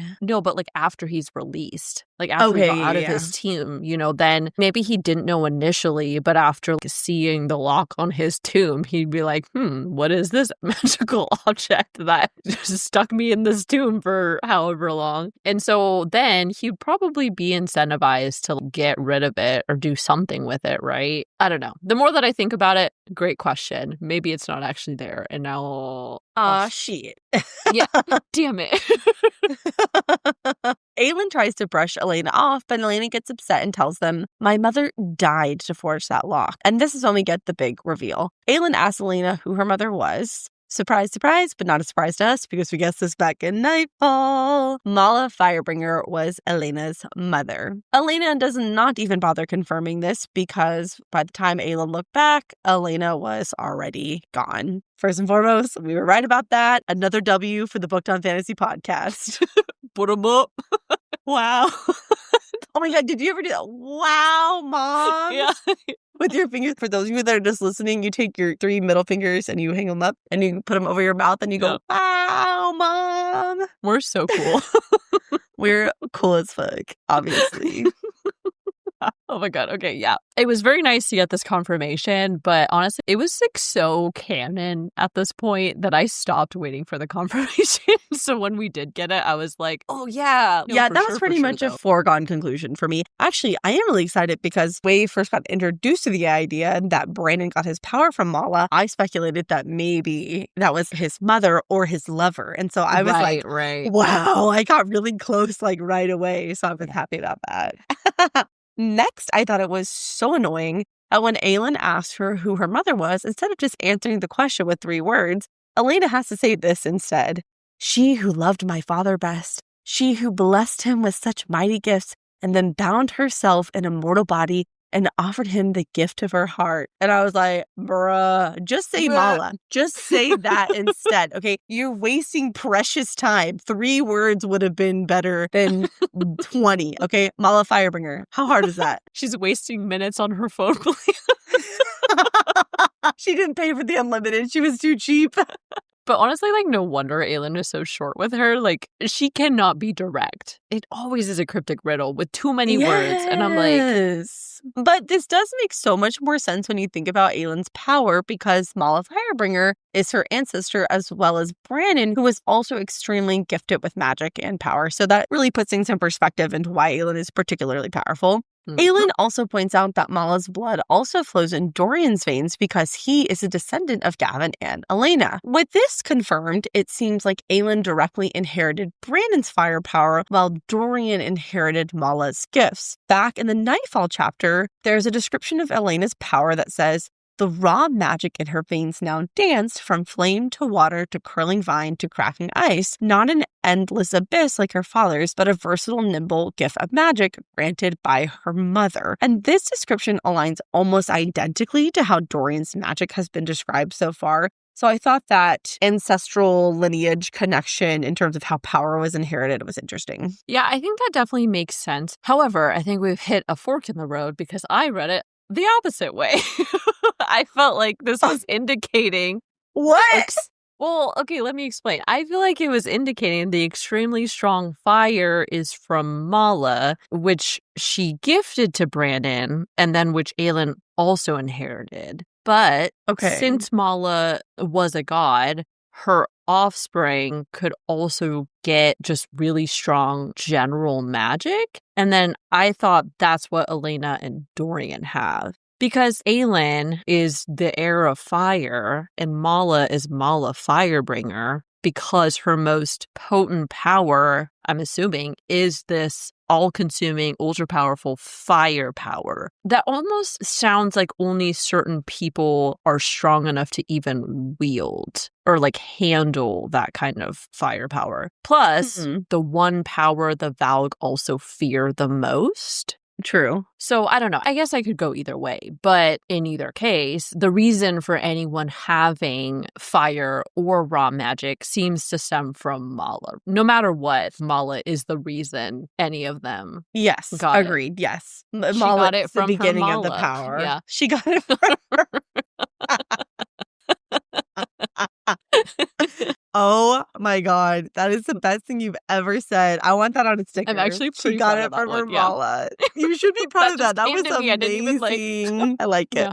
Dorian asks Rowan if it's truly possible for a god to become mortal, and Rowan says, I've never heard such a thing, but Fae have given up their immortality to bind their lives to that of their mortal mates. At this, basically everyone in the room tries to look literally anywhere else other than at Rowan and Aelin, and I feel like this is definitely foreshadowing that Rowan and Aelin will at least have this conversation about Rowan giving up his mortality to bind his life to Aelin. However, the more I thought about it, the more unlikely it seems, at least for a good long while. One, they don't even know if Aelin is immortal or not, or she at least may have an extended lifespan. She could go through the settling process and end up with either, and that would definitely impact Rowan's decision. And two, this one is a real bummer. There's a good chance Erewhon will kill them both, and it won't matter anyway. Either way, I think Rowan would do it in a heartbeat, no questions asked, but it would be very senseless for him to do it until they know how Aelin ends up immortality-wise, because she doesn't even have to necessarily settle and be immortal. She could just have a long lifespan by virtue of her magic, right? They had that similar thought about Aedion. They don't know what Aedion's lifespan will be because he's a demi-fae, and some demi-fae are naturally gifted with longer lifespans. So maybe Aelin's lifespan is 300 years. We don't know. And neither does Rowan. And so I'm sure they will discuss it, but ultimately it will be like, let's wait and see. Yeah, those are really good points. I guess the first thing that came to mind for me was the settling option, since that had come up in the last set of chapters, and now they're kind of talking about it again. So that's kind of like my main thought of how the discrepancy between one of them being mortal, one of them being immortal is going to get resolved. I know they're talking about Rowan in this context, but I feel like maybe Aelin is going to be more so the person who actually is the one who ends up changing her mortality in some way. Because I guess just, again, thinking about other SJM books, I wonder if Aelin will get the chance to become immortal because of the firepower that she's been given. Her whole fated role in defeating Erewhon is going to basically serve as some sort of test. And if she passes and defeats Erewhon, the gods will grant her immortality, or I don't know, something like that at the end. You know what I mean? Oh, yeah. Like, because of your great sacrifice, we'll bestow a gift on you. Yes. I could totally see that happening. Absolutely. Yeah. Aelin decides that tomorrow morning they will sail to the Stone Marshes to hunt for the lock. Half of Rolf's fleet will go and find the rest of the Mycenaeans and then sail for Terracin. The other half will stay and guard the Dead Islands, and a few ships will accompany them to Eyllwe. At first, when I read this, I was a little confused by these orders because we know Rolf's fleet was almost completely decimated before Aelin even arrived in Skulls Bay, and that, of course, Rolf's ship was destroyed in the most recent battle. I had it in my notes at one point that Rolf only had 8 remaining ships total. So I was kind of like, okay, so 4 ships will go to Terracin, 2 will stay in the Dead Islands, and 2 will go to the Stone Marshes. Right. That's really nothing. What do you mean? Like, that's what armada? Yeah. Right? I literally, what armada? This really bothered me because I was like, just let it go, Addison. It's not important. But you know what? If we're going to get our PhD in TOG, it matters. True that. I went back and reread it, and it actually says only 7 captains of Rolf's depleted armada were on the island. So reading that again, that now reads to me like Rolf definitely has more ships than that. It's just that only 7 of the captains and their ships were currently stationed there. So I'm not saying he has like a huge fleet, but it does seem like he has more than what I originally thought. So I think I misunderstood that, basically. Oh, I definitely misunderstood that. So thank you for doing that research and clarifying it, because I was confused too. But I guess like to further the point that he probably does have more ships, I feel like it probably stands to reason he does have more, because I don't think Aelin would have tried so hard to get his armada if all he had for 8 ships. I know, right? Not worth that Valg attack for 8 ships. For 8, fucking one of which she destroyed. Everyone calls it a night and goes to their rooms, but Dorian can't stop thinking about everything that Elena said. He thinks about how back in Calm, Gavin had appeared to him to stop Aelin from opening the portal, but now he wondered, perhaps Gavin had done it not to spare Aelin from damnation, but to keep those waiting, cold-eyed gods from seizing her as Deanna had today. So this line, I was like, oh, damn. I definitely wonder if that was at least part of Gavin's motives. I actually went back to Calm and reread this part, and I thought it was really interesting retrospectively that when Nehemia appears in the portal in Calm, she says, I came here because you need to be warned. Do not, emphasize in italics, open this portal again. The next time you do, I will not be the one who answers your call, and you will not survive the encounter. And at the time, I think we speculated that if Aelin opened another portal, she might accidentally call another monster or creature from another realm, sort of like what happened in Calm. But now it 1,000 million trillion billion % seems like Nehemia was warning her about the gods. Ooh. I know. Dude, you just blew my mind, and I am 100,000% on board with that. Thank you for going back and rereading that. I'm sure if we go back and reread TOG from the beginning at this point, we're just going to be full of like all of these, yes. Oh my God. Oh my God. OMG, why? Yeah, literally. But I totally agree with respect to Dorian's thought about Gavin. And I actually found it notable that he doesn't think Gavin intervened to spare Aelin from damnation, but instead to keep the gods from harnessing Aelin's power for their own use. That implies to me that Aelin is considered this divine vessel. And since she already has divine power, I feel like this, again, continues to feed into the idea that Aelin will be sacrificed. Damn, I said this so many times in this episode. That. I know, I'm like, oh my God, Lorraine. I feel like I just like kept forgetting every time I talked about it. So I'm like, here I go again, talking about sacrifice. Were you drinking some wine while you're doing these notes? And you were just like, no, I think I'm just like really keyed in on this right now. So if there's another note in this episode, I will just like not say it, guys, to spare you from that. So or just say like, repeat my previous note that I've said it 7 times already. Yes, you guys know what I'm talking about. Yeah. It's not a bad note. It's just really I'll shut up now. Thank you. Appreciate that. I'm trying to work here. Okay. I also thought it was really interesting when it was described, he, and he being Dorian, he tucked the speculation away to consider when he was less prone to leaping to conclusions, but the threads lay in a lattice across his mind, in hues of red and green and gold and blue, glimmering and thrumming, whispering their secrets in languages not spoken in this world. Of course, I had to point this out because it sounds an awful lot like the loom of the three-faced goddess, or other descriptions we've gotten about the threads of fate. And you guys know I love that shit. The threads of fate.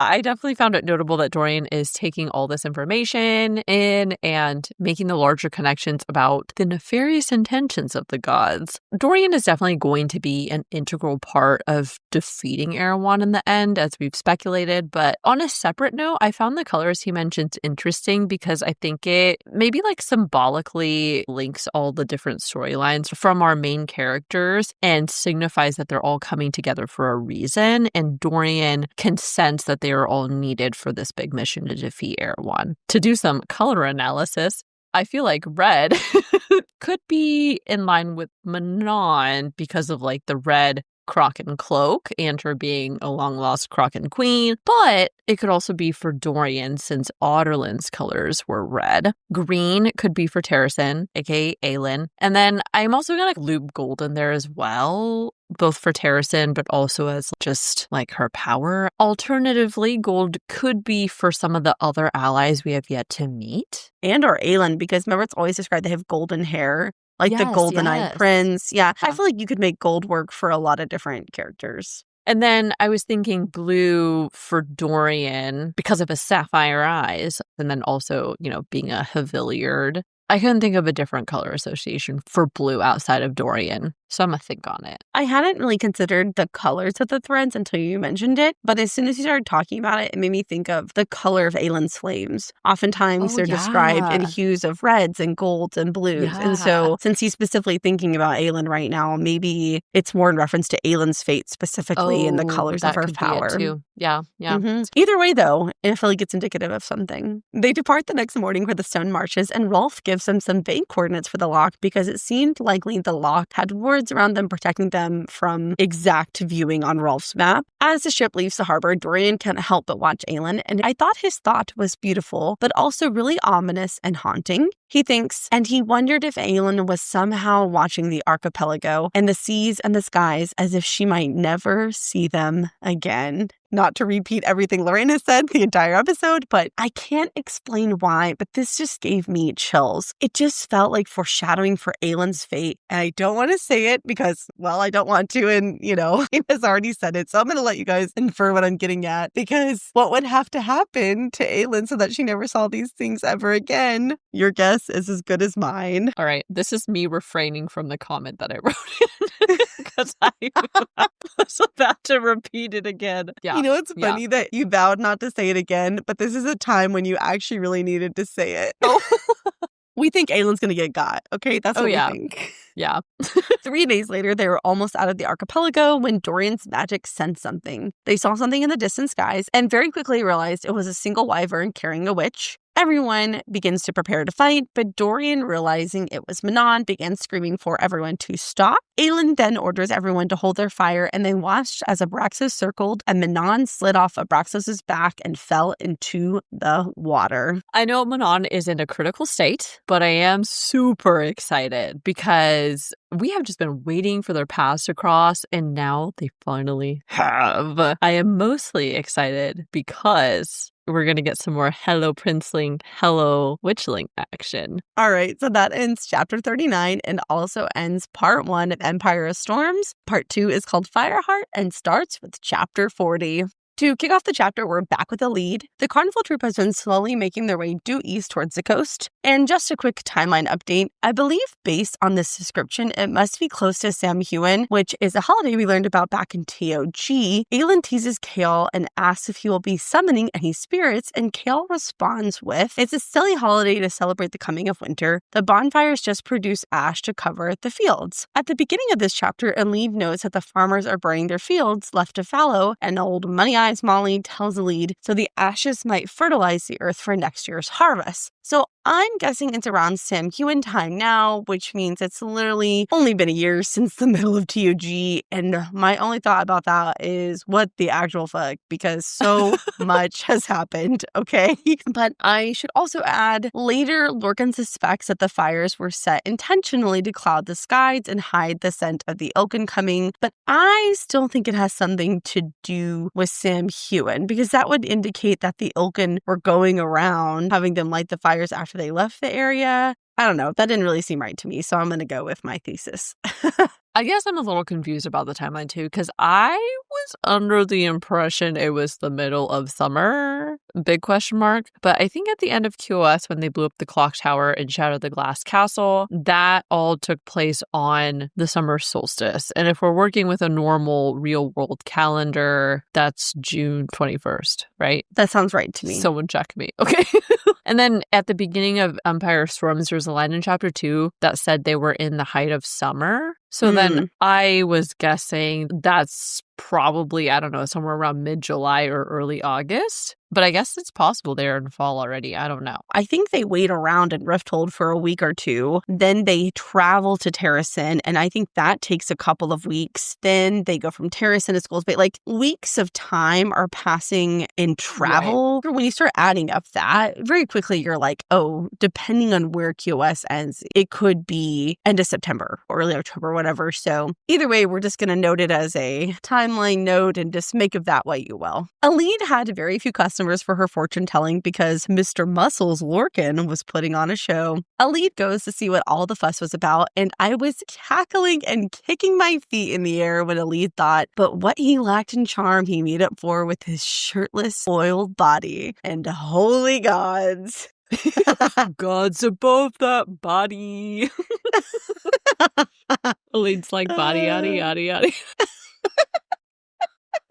Oh my God, that's too good. Elide realized she was ogling him just like all the other townswomen and was about to go back to her tent when Molly told her she was lucky that Lorcan still looked at her the way he did. Before I share my thoughts about this comment, I just have to say that I love that even in a fictional world, all these women, married or not, are all huddled together, giggling and watching this very hot shirtless man. Because I feel like in real life, that would happen. Like all the same thing. We'd be like, oh, it's for a show. Oh, we're supporting the arts, you know?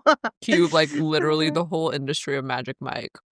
Yep, pretty much. This comment from Molly made me think about basically every Hallmark Christmas movie where the two characters who are obviously going to fall in love have a moment where someone doesn't know that they aren't together and they're like, oh, it's so nice the way he looks at you. And then the character's like, huh? What do you mean? And then they realize that they actually love each other. And I desperately want that to happen with Elide and Lorcan.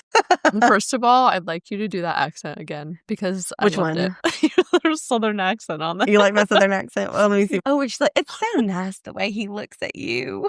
Yeah. You like that? Yeah. You know, if I didn't think it would drive people absolutely nuts, I would do a whole episode in that accent. It would not be hard for me. To get back on track, Elide is waiting for quitting time when Lauren appears all hot and sweaty. Elide notes that Lorcan was in a rare good mood. And Lorcan tells Elide that 2 women and 1 man offered a spot in their bed. Naturally, as women are wont to do, she picks a fight over this because she's jealous as hell. But she doesn't know she's jealous at this moment. Oh, 1000%. And honestly, I think it's because she's worried this could like pull him away from her. She doesn't want him to leave. But I also thought it was so funny that Elide asked if he sold his shirt too. And Lorcan's like, hell yeah, I did. Got 10 coppers from a farmer's wife. And I was like, I mean, easy money for him, so why not? I like how it's always described like basically everyone in Aurelia is living in poverty, and meanwhile these women are like, well, I can't feed my kids, but here's 10 coppers for that shirt. And like, it's a farmer's wife, like she's married and stuff to him, but she's like, sure, let me buy this shirt from another man. It's pretty clear that Elide gets upset when she thinks about Lorcan leaving because anytime they start to squabble, she always brings that up. And of course, we later learn the true reason she doesn't want him to go. Elide thinks she could barely make an impact at a backwater carnival. What the hell would she do in a court of such powerful people, especially without being able to read? While Aelin could destroy kings and save cities, what the hell would she do to prove her worth? Wash their clothes or clean their dishes? I know we always kind of make fun of like, but I can't read. I have no map. And I have no map. That part is funny, but when you think about it, it is really sad that even that was kept from Elide. And I think her character's trauma is really starting to shine through here. Elide doesn't realize her own self-worth and that just being herself, she has a lot to offer Aelin. She has a very cunning mind. She's very smart. She's very perceptive. All of those things make her extremely valuable. Once Lorcan leaves Elide, she'll have to actually make her way to Terrasen. And that means facing her fear that even Aelin, her queen, will deem her worthless. I totally agree with that. I think we kind of touched a little bit on this last episode too, but I also feel like her fear of being deemed worthless is exacerbated by magic being free again. Elide's been wrestling with her identity over having Blackbeak blood and yet not seeming to have any visible magic or like typical qualities of a Blackbeak. I can imagine that the situation of knowing you have magical lineage, but not enough for it to manifest in a power is also tough now that she's been exposed to all these horrible magical creatures like the ilken. She literally has Lorcan, this giant hulking fey male, in her presence. Even Aelin herself is like this great fire-breathing bitch queen, you know? So she's got a lot to contend with, and I think that affects her a little bit too. Lorcan asks Elide why she doesn't also have a little fun, and Elide tells Lorcan she's never been with anyone that way. Lorcan then asks why, and Elide feels this sudden urge to tell Lorcan everything about her past and who she was. Just as she was about to, the screaming started. Oh, what an inopportune time for the ilken. Like, why now? I know. Because they were having such a good conversation.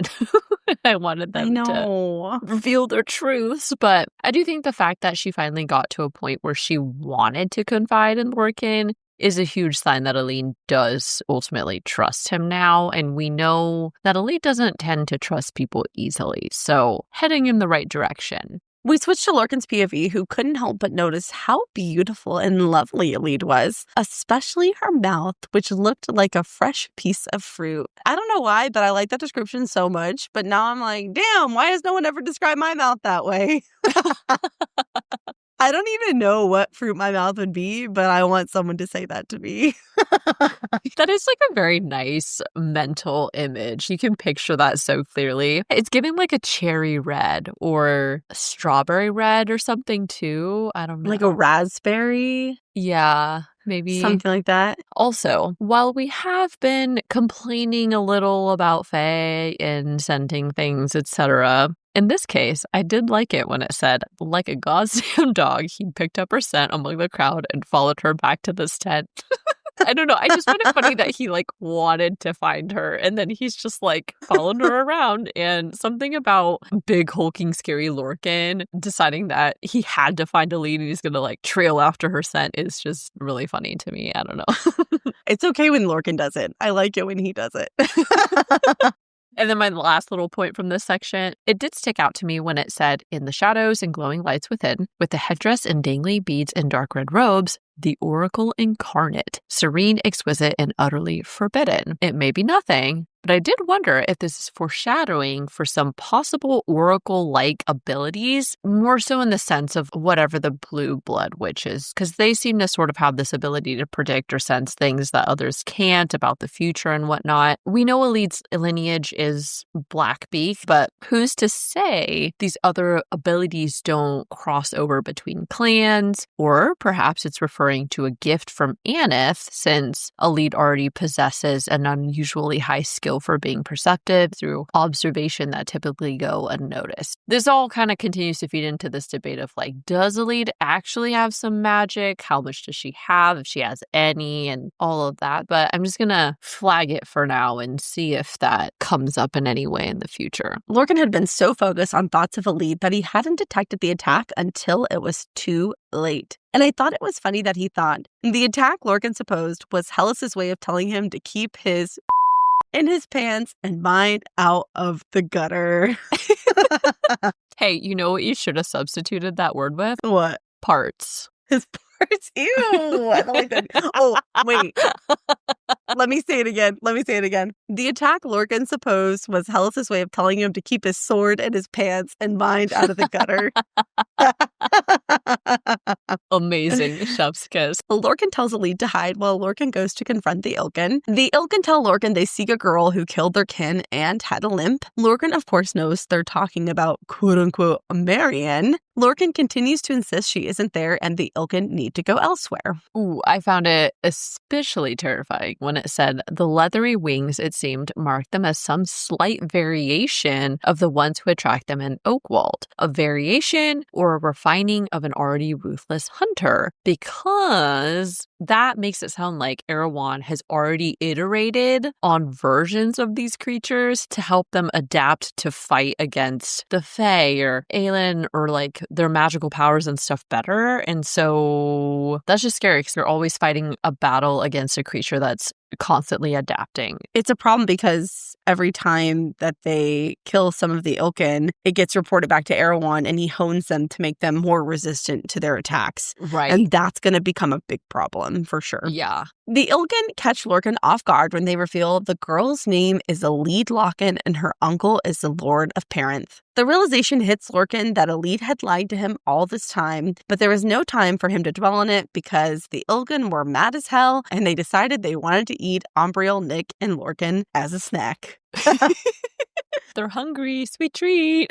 Uh-huh. Okay, so I will say once again, despite the tension of the current events, I did find it funny because he's like, Marion, Elide had lied, had managed to keep him from even sniffing the lie on her, because obviously this is that moment when Lorcan realizes he got. It's just funny. You have to imagine in his entire lifespan, which I think he's like 500 years old, he's probably never been tricked. Not like that. And so he's like, God's above this little tiny... By his wife. Small boned. By his wife. All right, so that ends chapter 40. Moving on to chapter 41. Elide squeezed herself into a hidden floor compartment in one of the wagons and waited. She prepared to make a run for it, but she didn't get far because her cloak snagged on something in the crawl space before she could even make it 3 running feet. But that was not the only thing that stopped Elide. She heard a deep male voice, but thank the darkness, it was just Lorcan. I could totally picture this scene very vividly in my mind. Elide's like, God damn it. She's like tugging at her cloak because she gets stuck. And then Lorcan's just sitting there watching her with his immortal stillness, side-eyeing her like, you would not make it. He's probably picked apart every little thing that she's done and be like, nope, you'd be dead. Try again, you know? I wonder how long he sat there and just watched her in that tiny little compartment. Just like, any day now, Elide. Go ahead. Probably longer than she thinks.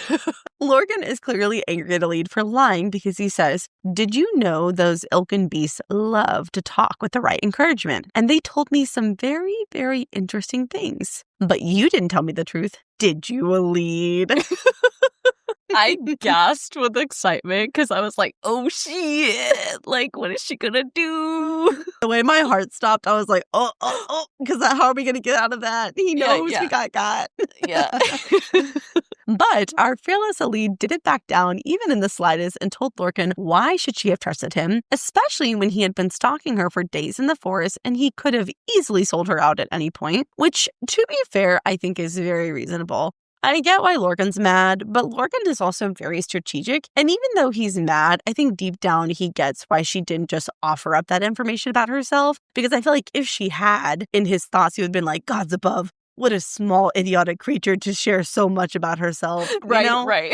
And so, like, he's mad, but he probably respects it. But I also feel like from Lorcan's perspective, it would have been helpful for Lorcan to know who she was because he would have had a better sense of how important she was to Vermin, Vernon, and Erewhon. And he probably would have been more on alert and better prepared for future attacks. Those are good points. Honestly, this whole reveal, we knew it was coming at some point. But, you know, from Elide's perspective, Lorcan is helpful to her because he offers protection. While for Lorcan, Elide is helpful because he was using her for information. So it's always just been a mutually beneficial situation. But ultimately, it was bound to result in a truth reveal. And that time is now. Sure is.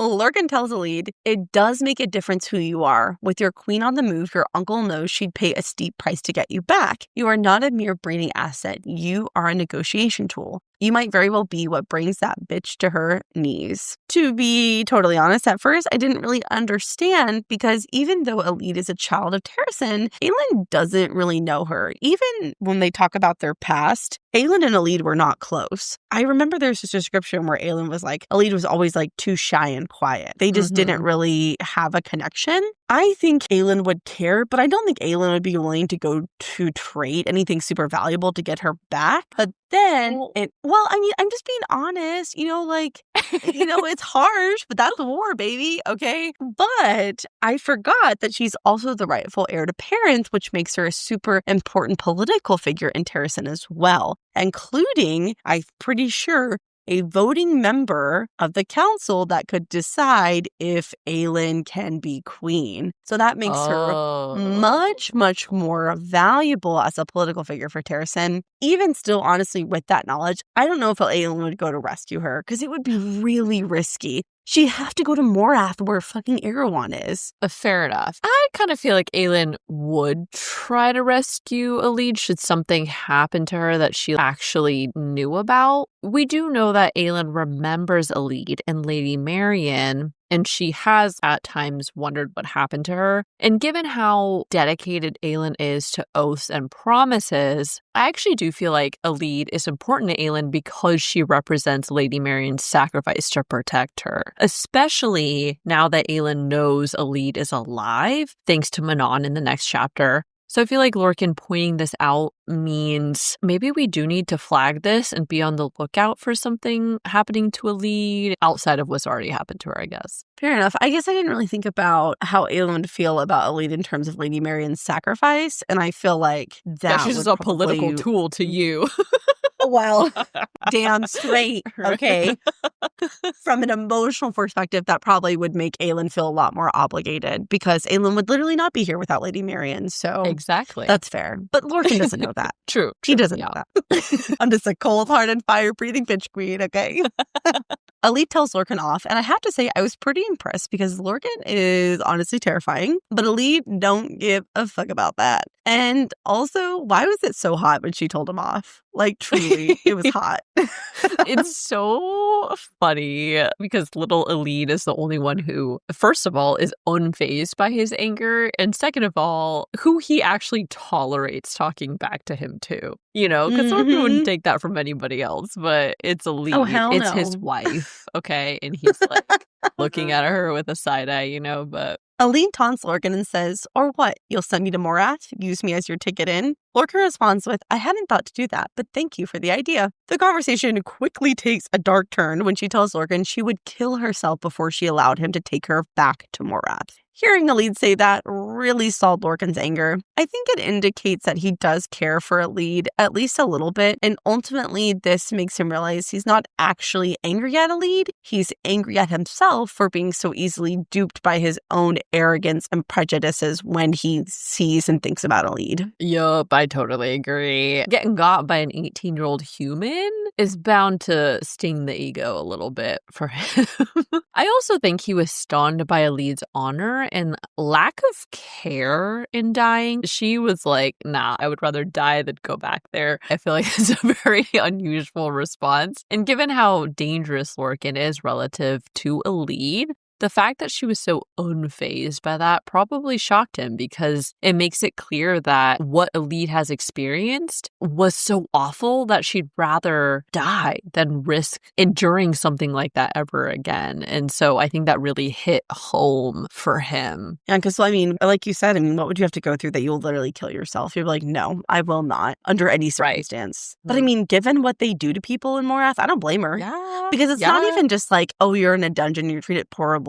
They literally infect you with the Valg and they like destroy your soul. So yeah, I'm good on that. Lorcan asks about the hidden object he sensed Elide had been carrying with her, but Elide doesn't give away what it is and refuses to show it to Lorcan. Something else that made me think Lorcan is starting to develop feelings and respect for Elide is when he thinks about how he could just wait until she was sleeping and snoop. But ultimately, he couldn't bring himself to do it. He thinks, but there was a line. Somehow there was a goddamn line here. And honestly, I liked that. Honestly, it warmed my little heart. Oh, I know. That did make me melt a little bit more for Lorcan. Despite his judgment, he does care about Elide and I think can understand what it's like to be alone.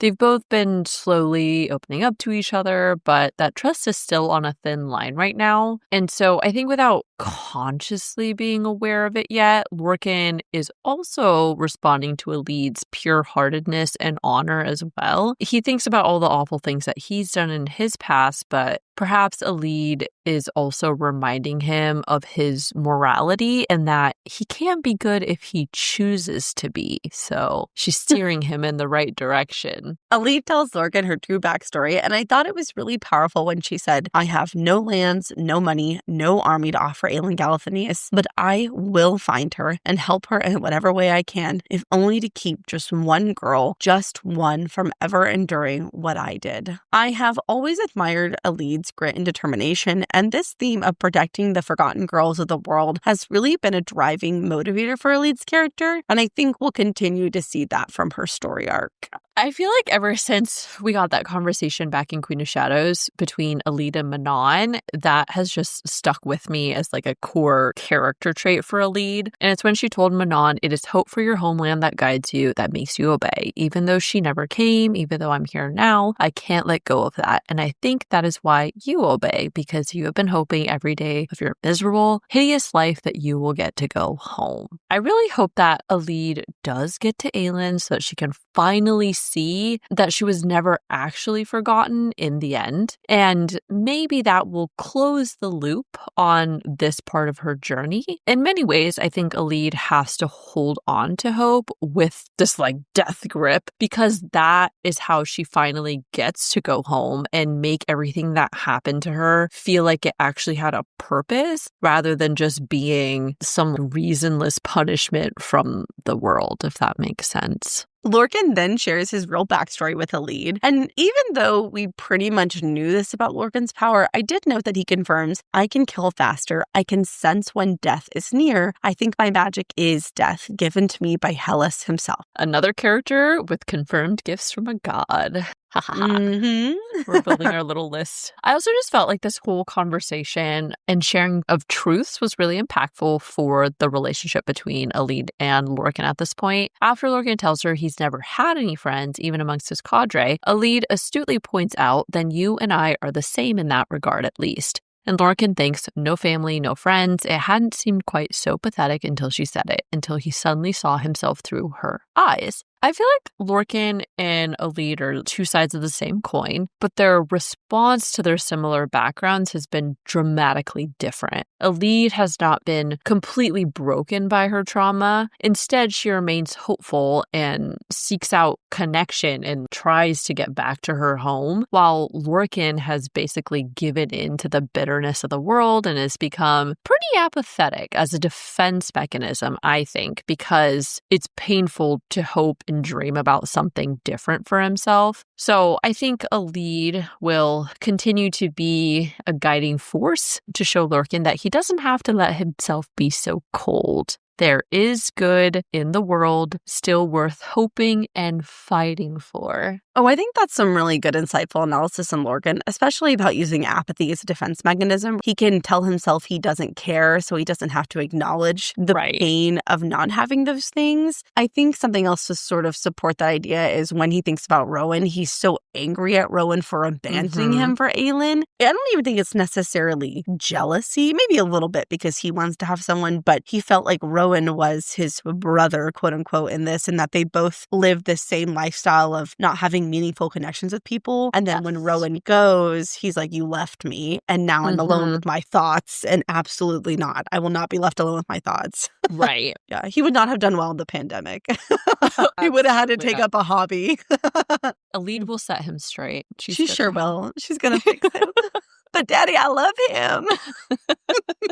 To close out the chapter, Elide tells Lorcan he should clean up because he looks like a warrior again. And Lorcan tells Elide that Umbriel and Nick definitely know something is up with them, but they're probably too scared to rat them out. I am going to put up a yellow flag at this. I do genuinely wonder how this will impact the situation with Money Eyes, Umbriel, and Nick moving forward, because although they don't rat them out to the Ilken at this time, mostly I'm just wondering, like, are they going to be scared of Lorcan and Elide and kick them out later?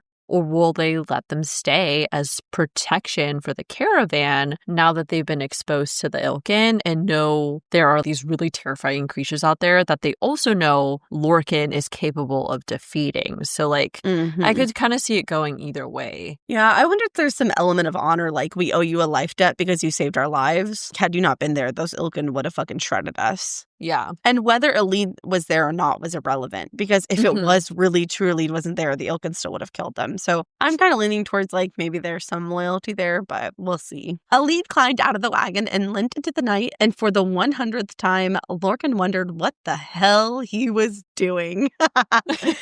And of course, we know what he's doing. He's staying with Elide because he loves her. Just kidding, sort of. Really, I'm just manifesting it. I'm manifesting it so hard. Same. I'm on board with this. I think Lorcan likes a challenge, and little Elide and Lorcan has proven herself to be quite the anomaly.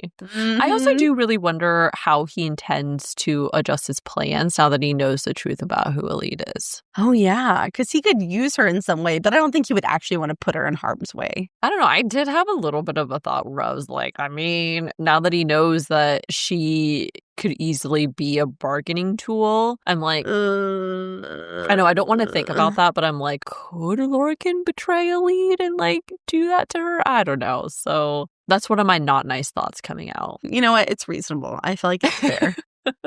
All right, so that ends chapter 41. Moving on to chapter 42. We opened this chapter with a very short POV from Manon, who is not really fully conscious. But one thing is clear, Manon is in really bad shape and in serious pain from the wounds she sustained in her battle with Granny B. I did like how even though Manon literally thinks she's dead, she's still vicious as hell. She thinks she hated death. And death could go to hell, too. It's funny because she's like fighting literally like hell against death itself. She's like, nah, I'm not going today. Not Can't today. today. Manon comes fully conscious and finds Aelin lounging in a chair in her room. Something I did find really touching is that Manon's first thoughts were of Elide and if she made it to Aelin, and then of Abraxos. And I think this is just more evidence pointing to the fact that Manon continues to evolve more and care about others. I think it's safe to say that Manon does have a heart now. Also, I will never miss an opportunity to talk about sweet Abraxos. Aelin tells Manon that baby Abraxos has been a very fussy nursemaid for Manon and has been enjoying lounging in the sun on the deck. And that is just so on brand for Abraxos. That little detail was so funny to me, especially because Manon is like literally chained to a bed, imprisoned by Aelin. And meanwhile, Abraxos is getting the sweet life, sunning himself on the deck up top and eating and like pooping wherever he wants. Honestly, he's probably like, I got you here. You'll be fine. I'm going to go take a nap.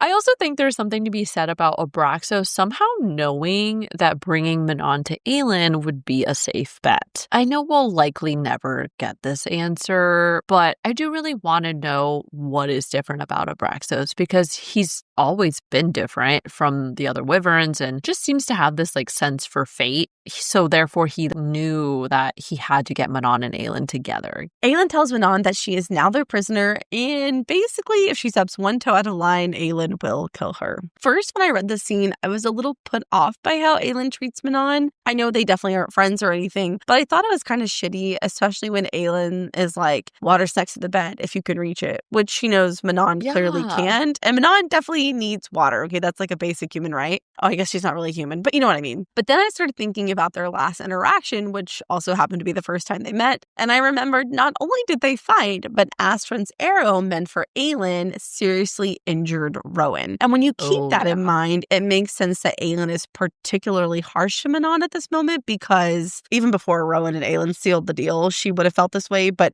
Rowan is her mate, and it's instinctual that she protect him, and this person threatened Rowan and her. When I thought about it like that, I was kind of like, okay, that's fair. Yeah, I think I had a similar reaction reading about Manon's treatment because I just felt like it was kind of extreme. Clearly something went down with her if she's off flying on her own without her 13, and she also arrives basically dead. To your other point, I think naturally they have always been considered enemies, and it was that one situation at Themis's Temu temple that they decided to basically call a temporary truce. I couldn't help myself. I had to put that in there.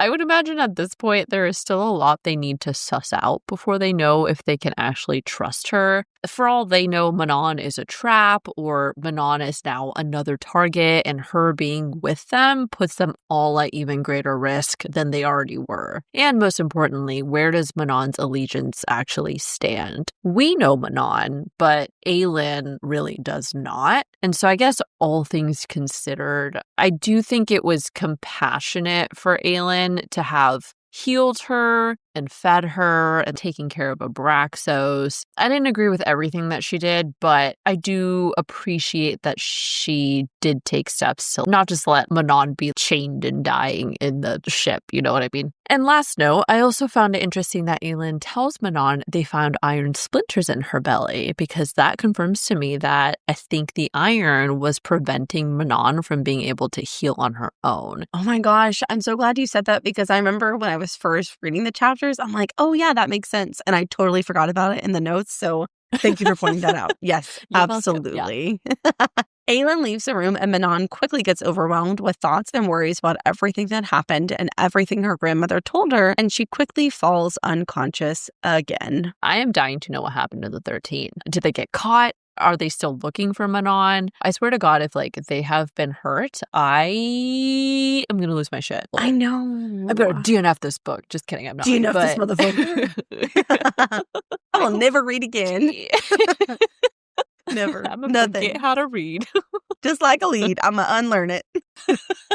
Well, Elide never learned.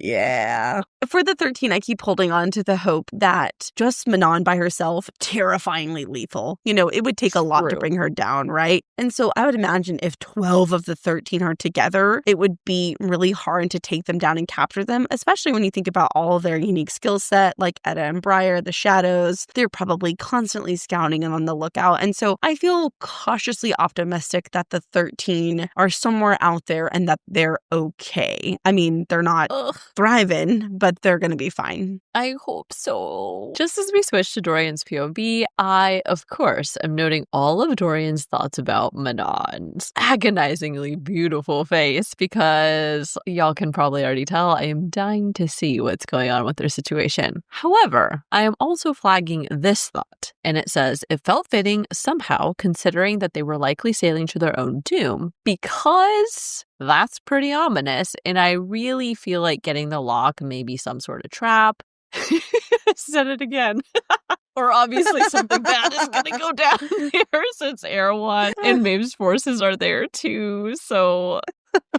Well, moving on, as they approach Punjali, Dorian can't help but think about Princess Nehemia. One thing that really stood out to me is when Dorian thinks Dorian had tried and failed not to contemplate if that touch she'd once given him, the word mark she'd sketched over his chest, had somehow awakened that power of his. If it had been a curse as much as a blessing. And I remember this moment so very distinctly from way back in Calm. And I know Lorraine had speculated that Nehemia had drawn some kind of word mark on his chest.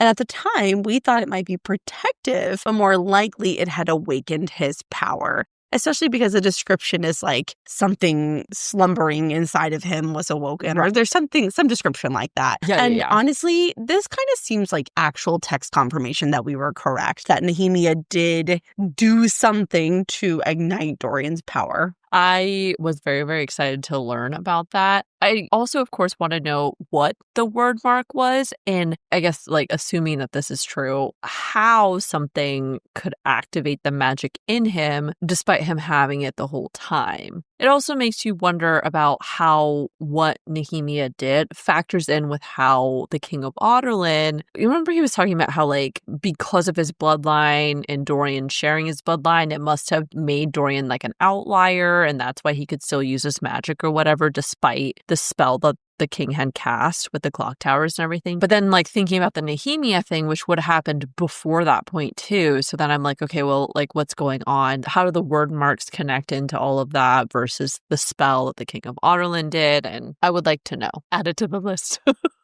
Manon finally awakes and Dorian blesses us with Lorraine's favorite line, "Hello, witchling." And Manon responded with, "Hello, princeling." I just love it so much. But, I know you do. Damn, Dorian's being all sly and cheeky because Manon asks him, "Am I your prisoner too?" And he responds, "My life debt is paid. You're nothing to me at all." And I was like, psh, yeah, right. Mm-hmm. Nothing to me. No, absolutely not.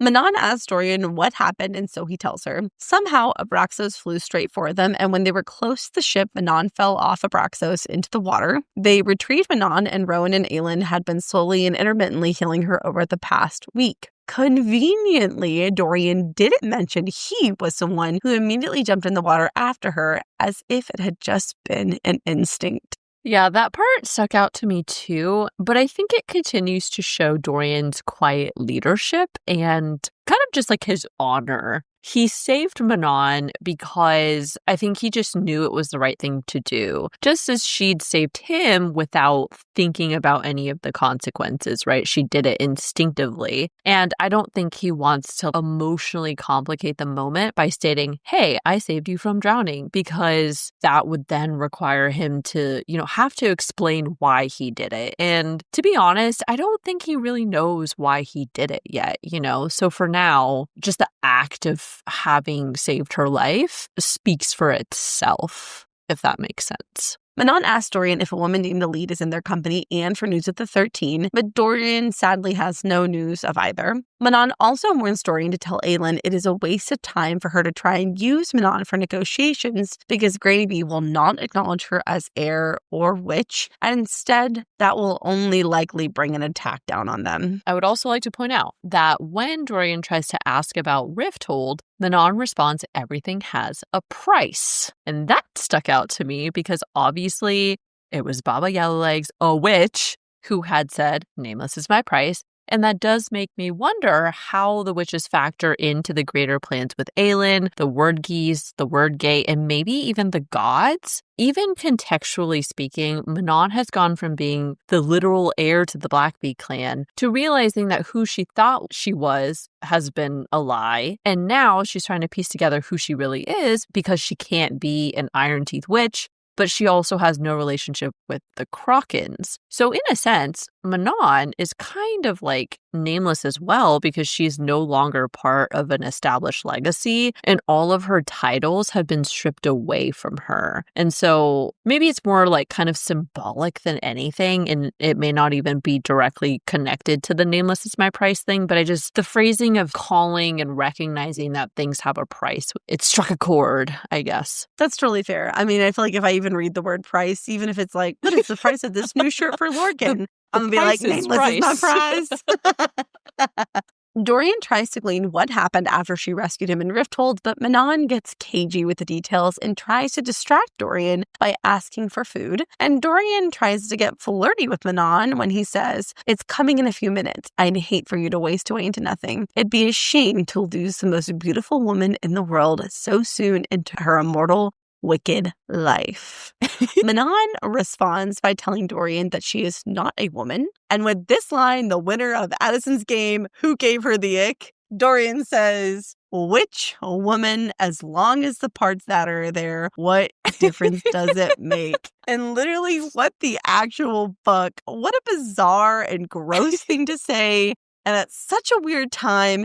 And to be honest, I found this whole interaction a little cringy, but this part specifically had me recoiling, okay? Like, I don't know. I hated it. Like, I was like, ooh. I was like, maybe I wasn't really focusing. So, like, I re-listened to this part a couple of times, and I was just like, but why? Ooh, I don't know. I hated it.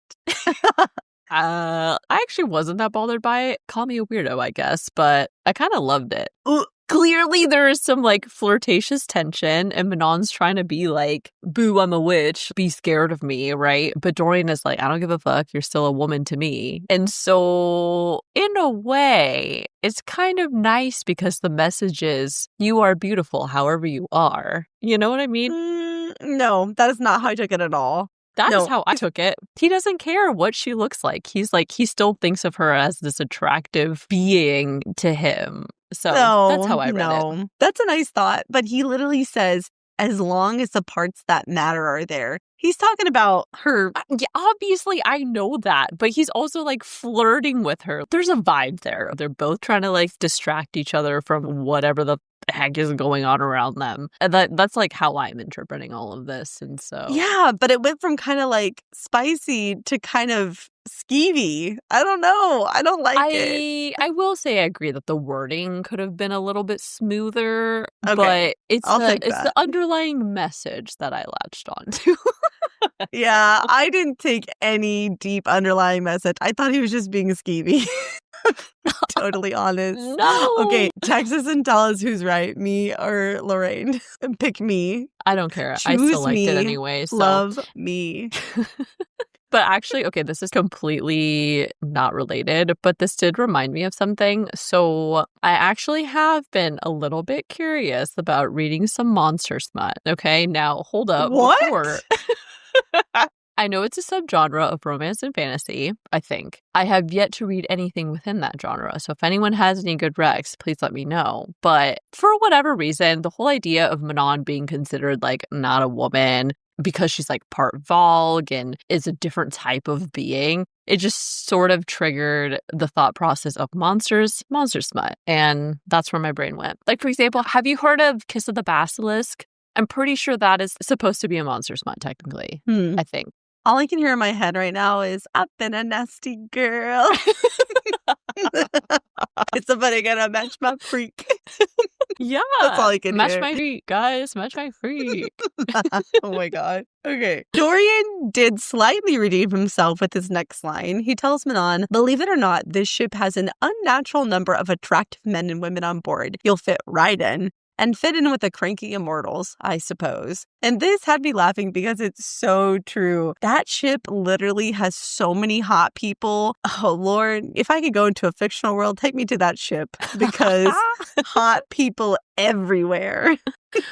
Dude, you know what I would like to see? I would love to see the whole cadre, the whole group of people on the ship, put them on Love Island. Someone needs to start like a fantasy bachelor or like a bachelorette series with all of these beautiful immortal beings. Hell yeah. Someone should make that. Like make a parody of The Bachelor or The Bachelorette, but it's a cosplay with all of our favorite immortal characters. You know what I mean? Ooh, yeah, that'd be very entertaining. Just a thought. Dorian tries to make conversation with Manon and asks if her grandmother was the one who hurt her, and then he apologizes if saving him is what caused this. Manon tells Dorian a very abbreviated version of the events that led her there and pleads with Dorian to find news of her 13 and also to tell Aelin that Elide and Lorcan was alive and looking for her. This was honestly so sad to read because Manon has truly lost everything that was important to her and her entire world has been upended. And it was extra heartbreaking when she told Dorian that 13 was all that she had left. And now she doesn't even know if they're okay. I really just hope that they're all like hanging out in the Oakwald, like undercover or something. So I also found the whole scene with Dorian asking Manon about the 13 and what happened to her really poignant because Dorian is really an empathetic character who considers the impact he has on those around him. And I also think that in the same way that the cadre is seeing a different style of leadership in Aelin, I think Manon will start to see this as well. Manon is reworking what leadership and building an army or force requires. And in the past, she comes from a background of pure obedience and loyalty at the expense of mercy and compassion, having grown up amongst the Iron Teeth Witches. But now she has a chance to see that leadership does not have to be that. In fact, Aelin is doing the complete opposite in many ways. But more importantly, she sees that Dorian is deferring authority to Aelin in addition to still being friends with her because he believes in what they are all doing together.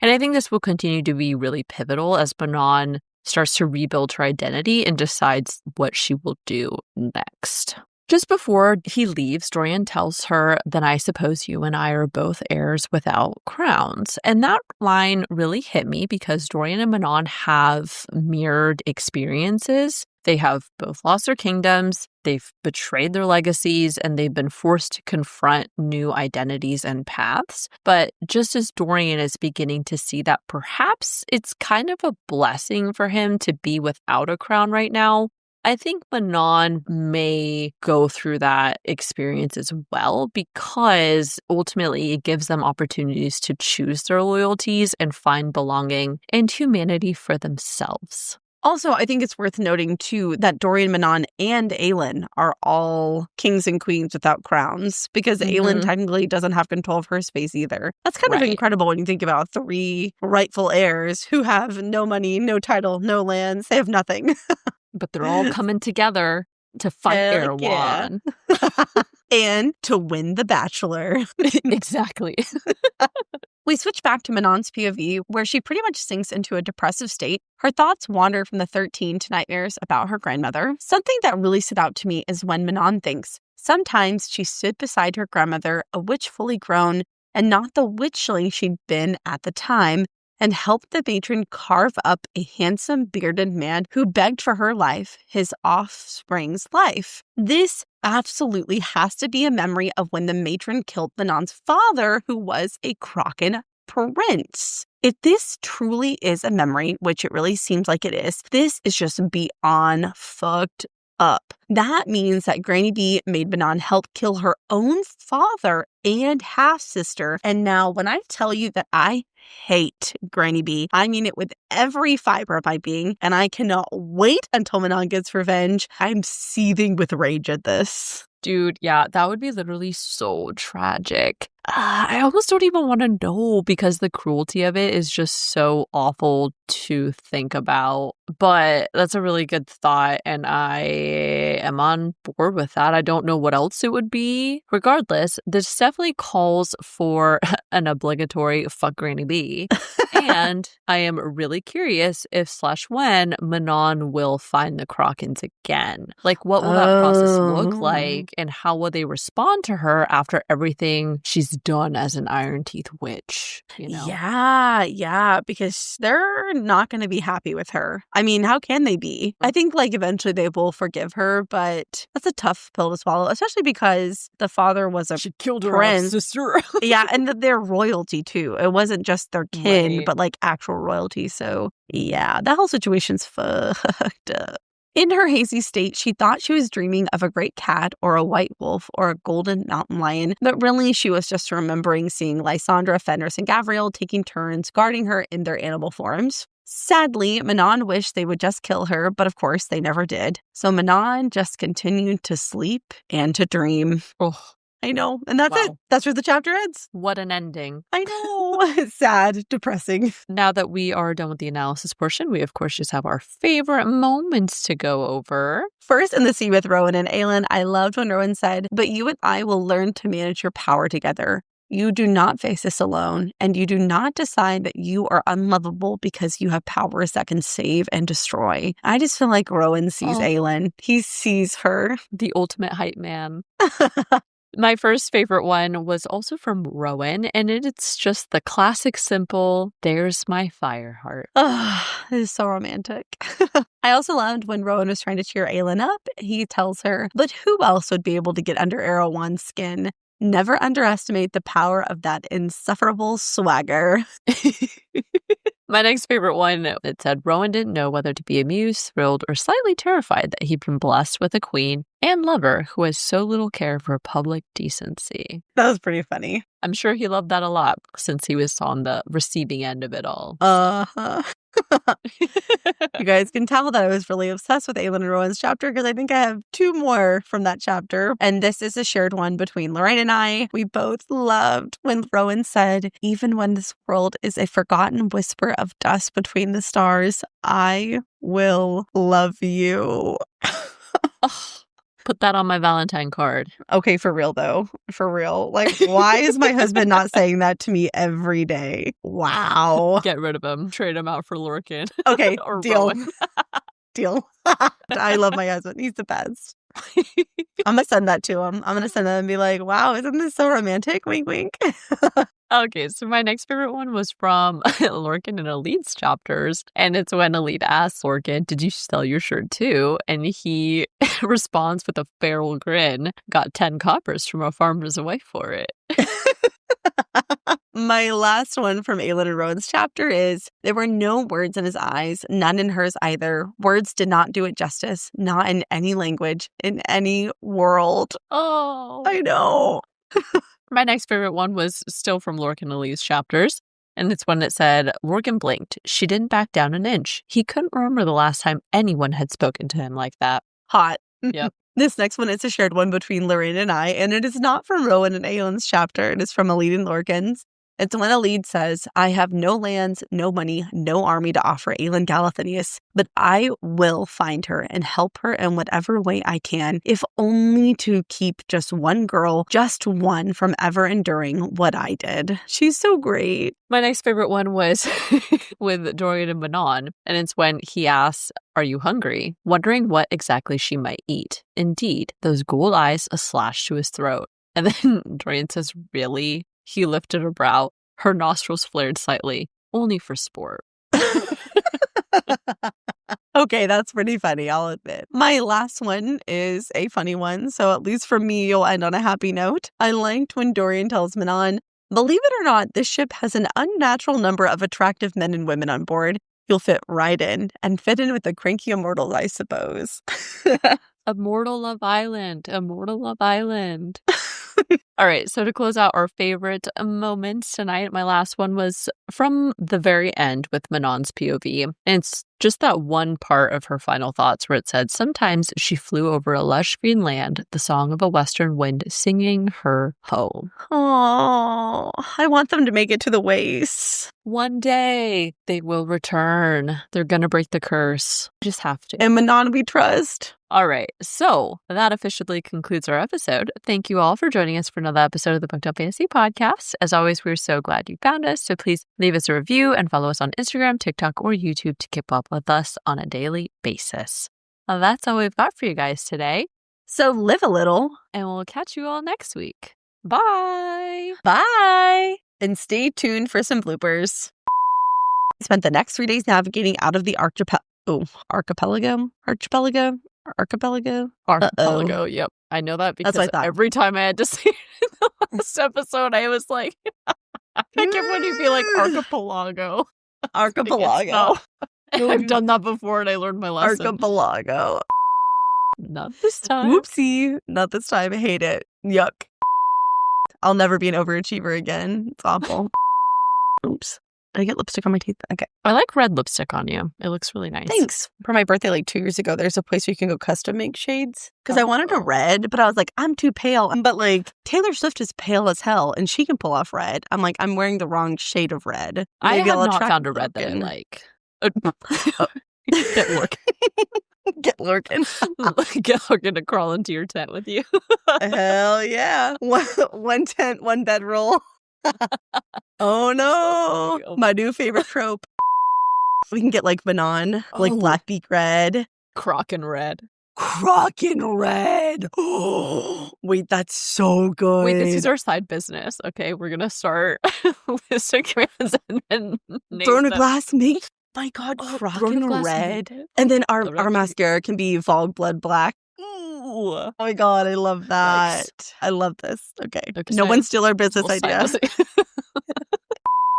Any fool who seeks to harm you, usurp you.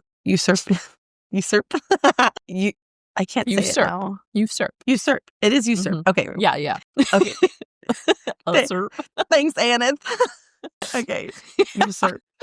Archipelago. Archipelago. We should name Archipelago blue eyeshadow. Hair tart green. Yes. Yeah, eyeshadow palette. We should make a Fireheart palette. Sorry, Stop. That's...